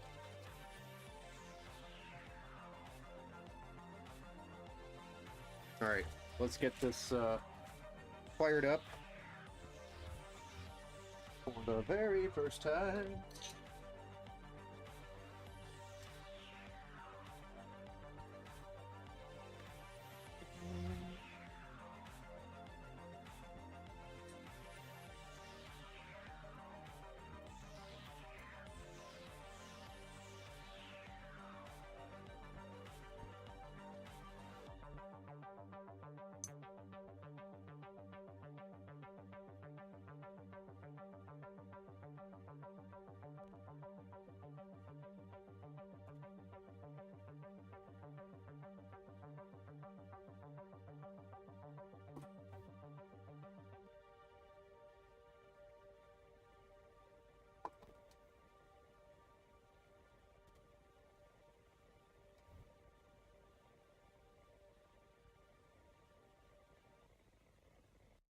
Getting some of this hardware cleaned up.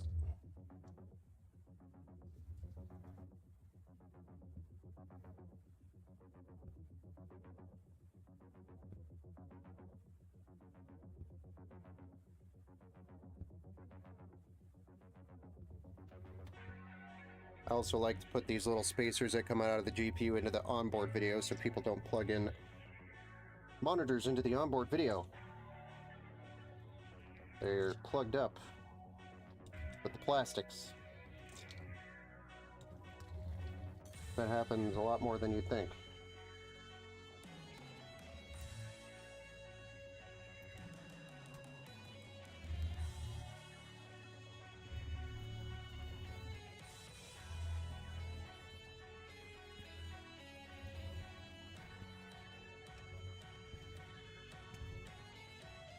Damn it.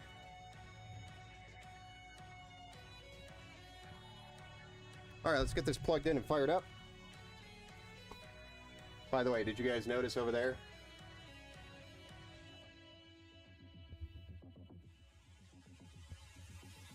There's a new spot on my mat.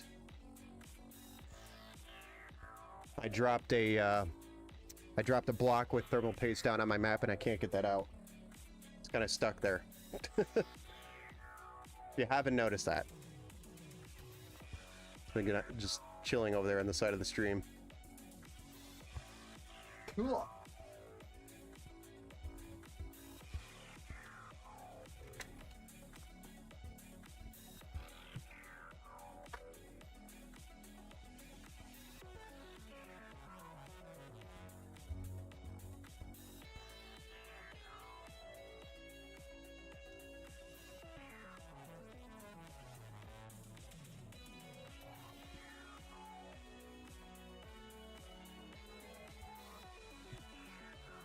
All right, let's get us switched over to the other side here.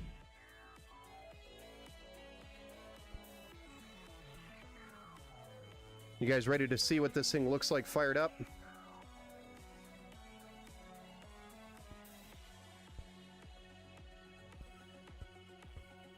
I just want to play with someone that... let's see, where were we at? I only did Rocket League so far. Oh yeah, Rocket League's fun though. We're ready, very clean. Even there is space for the SSD if you want, yes. Definitely 10 times better than my cable management. It just takes time, man. You can do it just as good. You just got to be patient and kind of just run the wires logically and zip tie everything. It just takes time, really. All right, here we go. 3, 2, 1. Yeah, that blue's gonna look nice when we get this RGB going over on blue. I mean, yeah, the 24 pin does not look that as bad as I thought it would. It actually looks pretty cool. Kind of adds finesse to it. Character.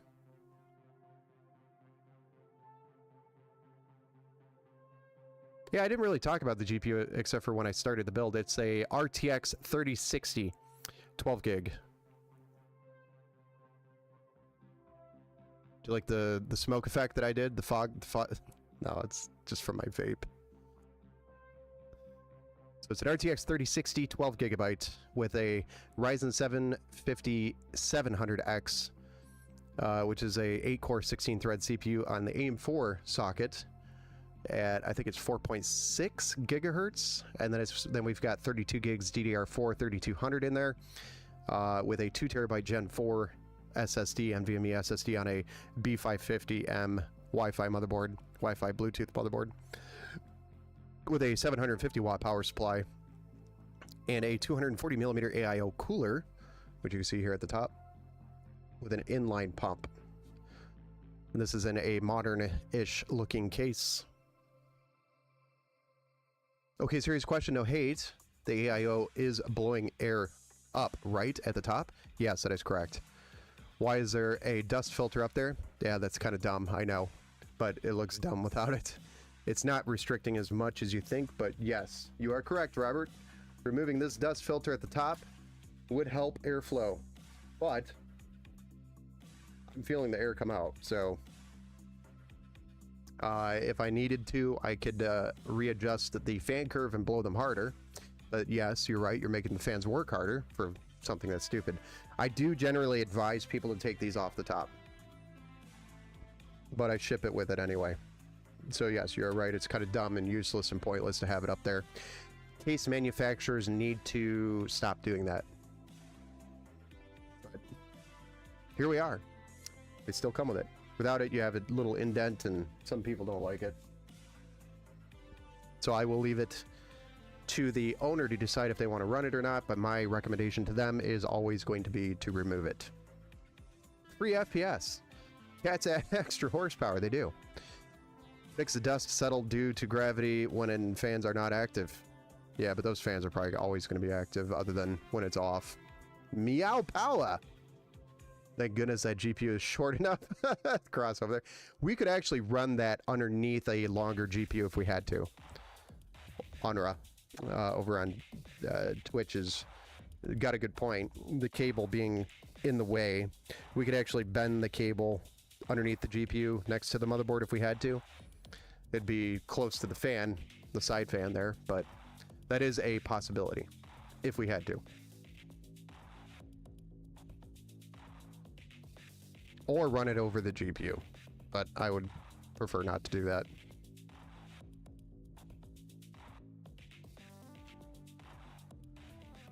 They should put that filter for the intake fans on the side. Yeah, actually we could do that. We could put it on the inside of the case, or leave it on the external side of the case. But, I mean, no filter is probably fine.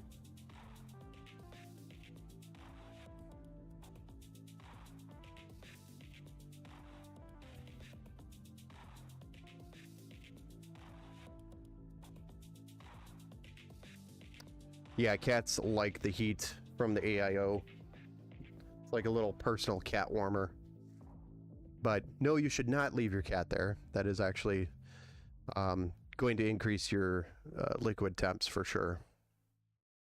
I only ask because I recently had to clean 3 of those sort of gaming PCs, and after 1 to 2 years, there was dust in every corner regardless of the filters. Yes, dust will get in there regardless. And, you know, I personally, on my personal rig, I removed this filter on the top with my 240 on the top. So it's, you know, and I'll actually have a video here very soon on how to clean a PC, and I let my PC get really bad for this video, so you all can make fun of me on how bad my PC is. But I was sitting there thinking, how am I going to record it if my streaming PC is what I'm cleaning? Didn't think of that one before. I guess I'll have to do it from my phone or my laptop or something. I have a laptop with a i7, 32 gigs of RAM, so should be able to record it with that.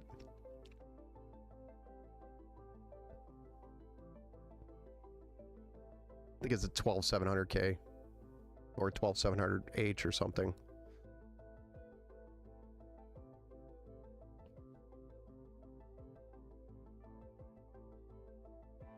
And then it's got a RTX 30 or 4060 mobile.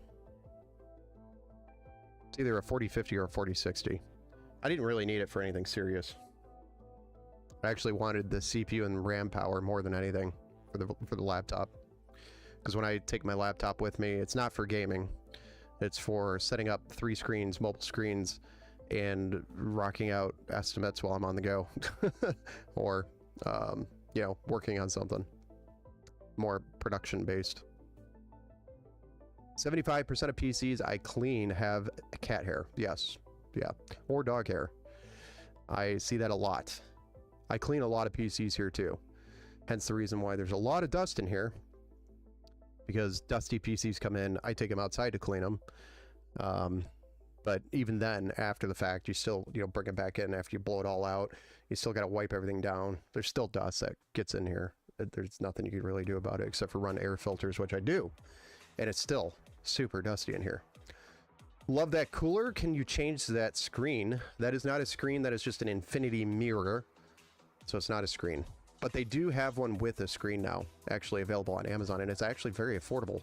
Hunter, welcome back to the Build Show. But the one that's on Amazon that has a screen I've not used before, so I don't know what its capabilities are. I am going to order one and try it out though, because it is relatively newer by Thermalright. So it's a Thermalright AIO if you want to look it up on Amazon, and just look for the one with an actual screen. I just don't know what its limitation is, or if it even has any software to adjust anything, or if it's just going to display what it displays. Don't know if it's customizable. I just wondered, as a car guy, why is there a filter for the outgoing area? It's dumb. It's a dumb design by the case manufacturer is what it is. And tons of case manufacturers still do it, and I don't know why. It's literally a waste of money.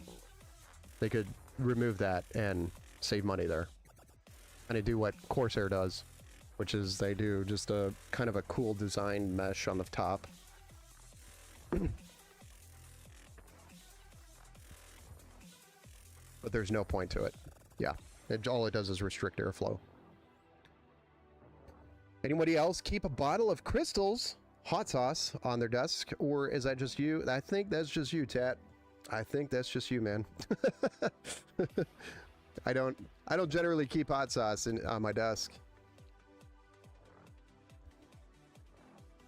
Slick Awesome. What do you think about the Cooler Master Liquid 3060L? I know that's one of their entry-level coolers, I believe, for an AMD Ryzen 9 7950X. It'd definitely keep it cool.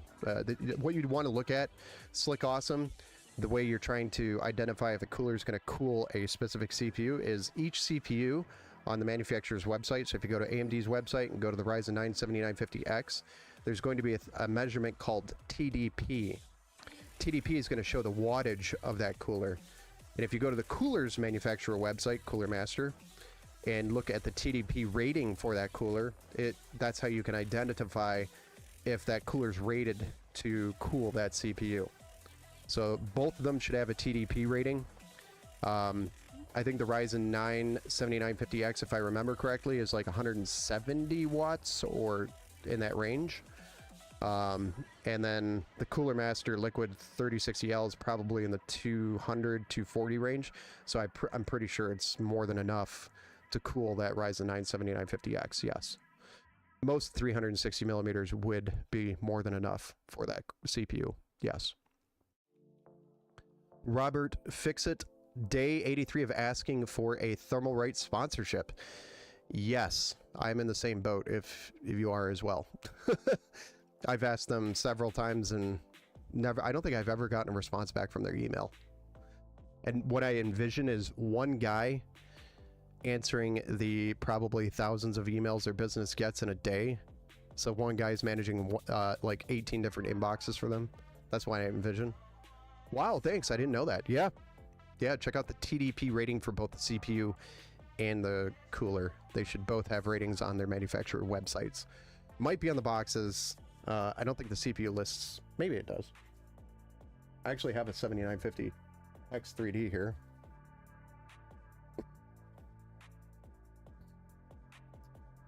Don't think it has the TDP on here.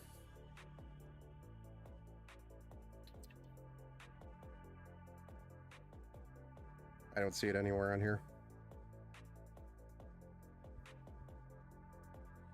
No TDP rating on the box for the CPU. And I doubt the cooler does too, so you have to go to the manufacturer's website. This is the X3D version, but same idea. I'll put in a good word with Thermalright, Ben. Thank you. Thank you, chat. Thank you. Can you throw one for Robert too?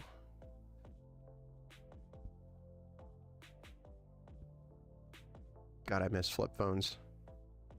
Should I go 470 Super or 7800 XT with the 7600X? Kane West, fan 69. Either one of those cards would do very good. It comes down to kind of like what are you playing, Kane West, or what are you doing with the PC? If you're planning to stream and game, then definitely go 4070 Super over the 7800 XT. If you are planning to just straight up game and try to get the max FPS per dollar, the 7800 XT is probably going to be the better buy. If you don't care about ray tracing. If you care about ray tracing for just gaming, the 4070 Super is probably going to be better. It's going to be more expensive. Is it a cost factor? Yeah, that's also a good question. Thanks, Tat. It's a good question. 7900 XT would be better if you want to compare the 4070 Super. I think the 7800 XT would run neck and neck with the 4070 Super, or pretty close. The only thing it would probably lose on is the ray tracing. What am I building right now, Bold? We just finished building this PC, and that is going to conclude the build show for the night.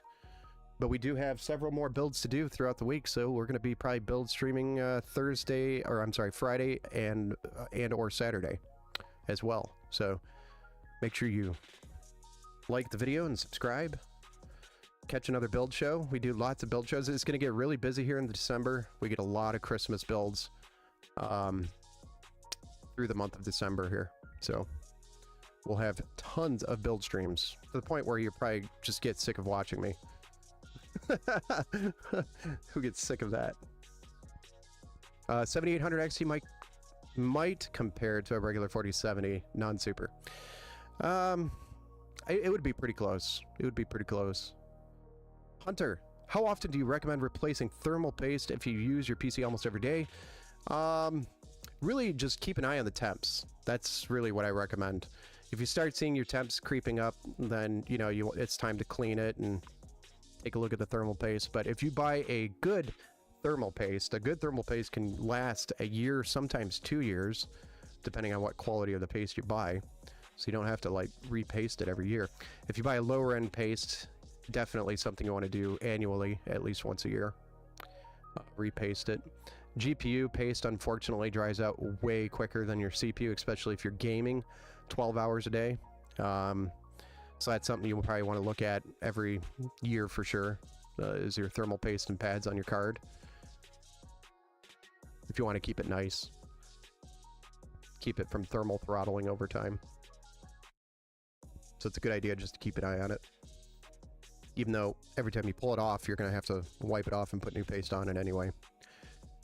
I'd recommend every 3 years at least, both CPU and GPU with a quality paste. If you want to keep it nice, like you're a car guy that waxes your car even though it doesn't need to be waxed, then annually. Take Call of Duty is a AMD card game. I don't know if Call of Duty is an AMD card game. I thought it was always more of an NVIDIA card. Appreciate that. Yeah, no problem. No problem.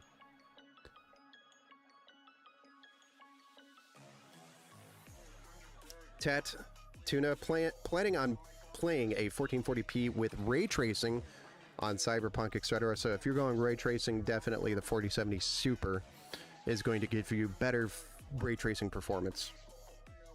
Yep. Ray tracing is definitely better with NVIDIA, yes. That is correct. So if that was your question between the 7800 XT and the 4070 Super, the 4070 Super is going to be the answer for you. So did you see the new Intel cards? They look sweet. Yes, the Battlemage Arc 5. I actually have a video coming out for that. So we're talking about that. I am actually super excited, Onra. I'll be dropping a video over on the YouTube channel here shortly. I have it written up, the script that I want to record and do. I just have to record it and drop the video. Record, edit, and drop it. But yes, I am going to be talking about the Battlemage, and you guys might see me do some Battlemage builds over here. Definitely to test out. I'm actually super excited because it's coming out, I think on the 13th is the B580 that's coming out. The Battlemage 580 with 12 gigs of VRAM. For a budget card that's going to actually supposedly beat the 4060 for less than the 4060. Are you going to be building with the new Intel cards? I don't know if I'm going to be building, say, customer builds yet. I'm definitely going to build a test or put this card in a test build and run the crap out of it just to test it and compare it between a 4060 and a B580 just to see it, you know, just to fact check the Intel claims of being able to beat or compete with a 4060. And if it can, in 1440p beat a 4060, then I'm definitely going to recommend the card to customers, yeah. But I want to run it for a little while before I start recommending it.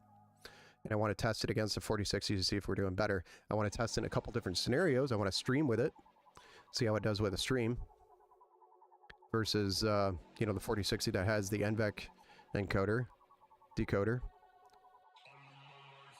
Yeah, it's a really good price. I know it comes in at like $248 or something like that. So they look sweet. They do. They look sweet. I know the 4060 should have came with 12 gigs. It was, again, NVIDIA that just says, Puck computer enthusiasts, we're gonna cut some VRAM here to force you to a RTX 4070. Not even the 4060, the 4060 Ti at 16 gigs is dumb. Like, what? Why, what? It doesn't even help the card that much because of the... I didn't like the 4060 Ti and I didn't like the 4060. Will you be testing the Battlemages with an AMD 3D chips? That I don't know. That's actually a good point. I should be testing it with both Intel and AMD non-X3D and X3D chips. Yes, I should be doing that. I'm not set up like Gamers Nexus to do all these benchmarks and tests. It takes a lot of work over here to do that. So I would like to, personally. Yeah, it sounds interesting to me and I want to do it. I just don't have a benchmark setup like that where I can just have everything laid out ready to go and I just plug the cards in and start running the same tests that I ran on. There's a lot of things that go down to it for me to accurately provide you data that I don't have set up here. When Gamers Nexus already does it so damn good and they're set up just to drop a card into a system and they're ready to go. But yeah, that's something I would like to do more of.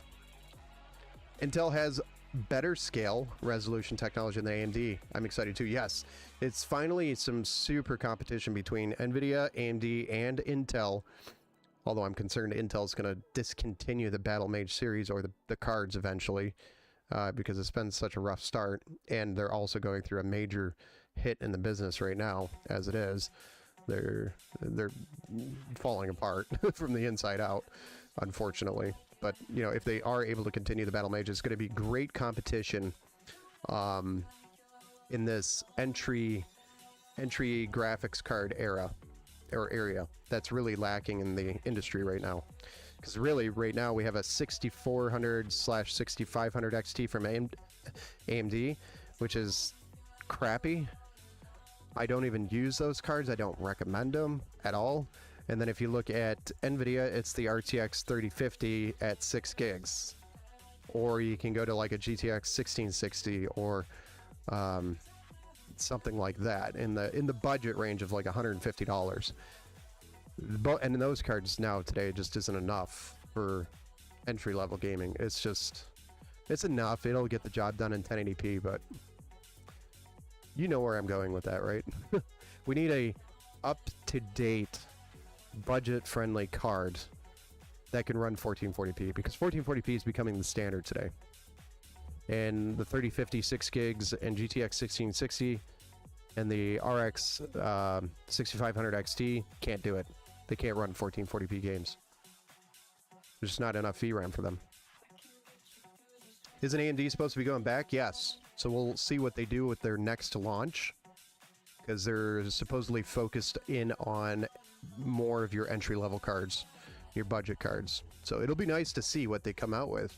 And I think they're going to be direct competitors with Intel, because that's kind of their focus point right now is, hey, let's make a great entry-level card for 1440p. I think they approached that the right way, Intel, which is definitely going to put them ahead and make NVIDIA come out with like a 12 gig 4060 or a 12 gig 3050. So I think in the next round we might be seeing a 12 gig or a 10 gig 3050 or 3050 50-50. You'll have a 50-50 shot at a 10 gig 50-50. Does that make any sense?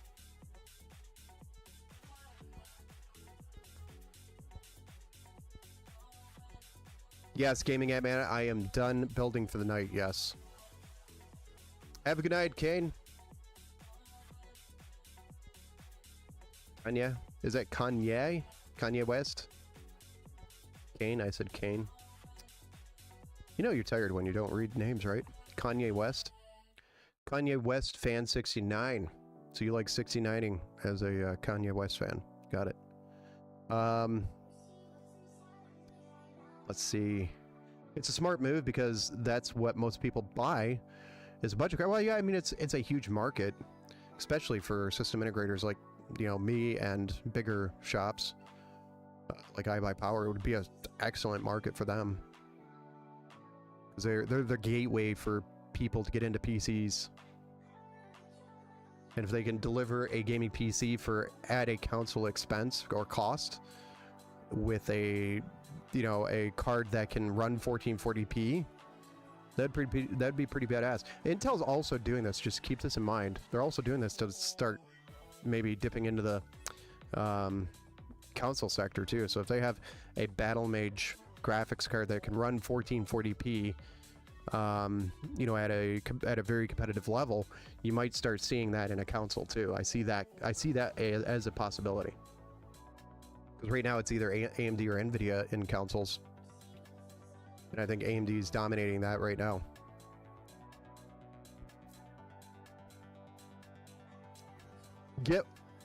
Gateway to hell iBuyPower. Well, it is. It's like a double-edged sword. So it gets people into PCs at a, you know, entry area. Then they learn about the PC. So it's like an entryway. May not be the right door to enter with, but it is still an entryway. Gets you off the console and onto PC, and then you start learning more about PCs, and then you decide, oh, I bought a piece of crap, and then I want to go buy something else better. You know, same thing with cars. You start out with a car, and eventually you want better cars, and, you know, or bikes, dirt bikes and things. You know, it's the same thing. Everybody has that entry. entry point. Also gets people shitty power supplies. Yes, I hate that, but I don't know why they don't just put better power supplies in their system, and then they would be less crap. You know? Make a better product. That's all I'd ask. Alright guys, it is 11:59 over here. We're ending at almost exactly midnight here. We're going to call it a night. I am going to be putting together that Battle Mage video here, and we'll be dropping that. We'll also be doing another build stream later this week. Probably Friday or Saturday, one of those 2 days I will do a build stream. Just don't know what day. It's probably going to be Saturday, honestly. Probably Saturday during the day is when we'll do it. But then again, that's why it's so cheap, yeah. I mean, yeah. Well, they're still making plenty of money on the build too. So, all right, guys. Thanks for hanging out. I appreciate everybody that hung out with us. Again, sorry I was kind of AFK there for a good week or so. Much needed downtime. Good night, friends. Good night, some giant idiots. Good night, chat. Good night, Ornra. Good night. Who else? Some, Ant-Man. I know you're in there somewhere. Gaming with Ant-Man.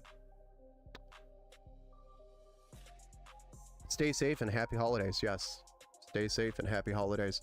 We'll be doing probably a lot more build streams running as we get closer to December 25th. Although our cutoff day is the 23rd. So we should be all done building by the 23rd for all our Christmas builds. This is, by the way, a Christmas build. Hence the little... Where is it? It's over there somewhere. It's so weird because I'm so backwards. The little Christmas hat. There we go. I got it pointed the right way. Have a good night, guys. We'll see you next time. Saturday, probably, for the next build stream. And I will be trying to put that video together and dropping the Battle Mage video review. Super excited about that. Have a good night, guys. Take care.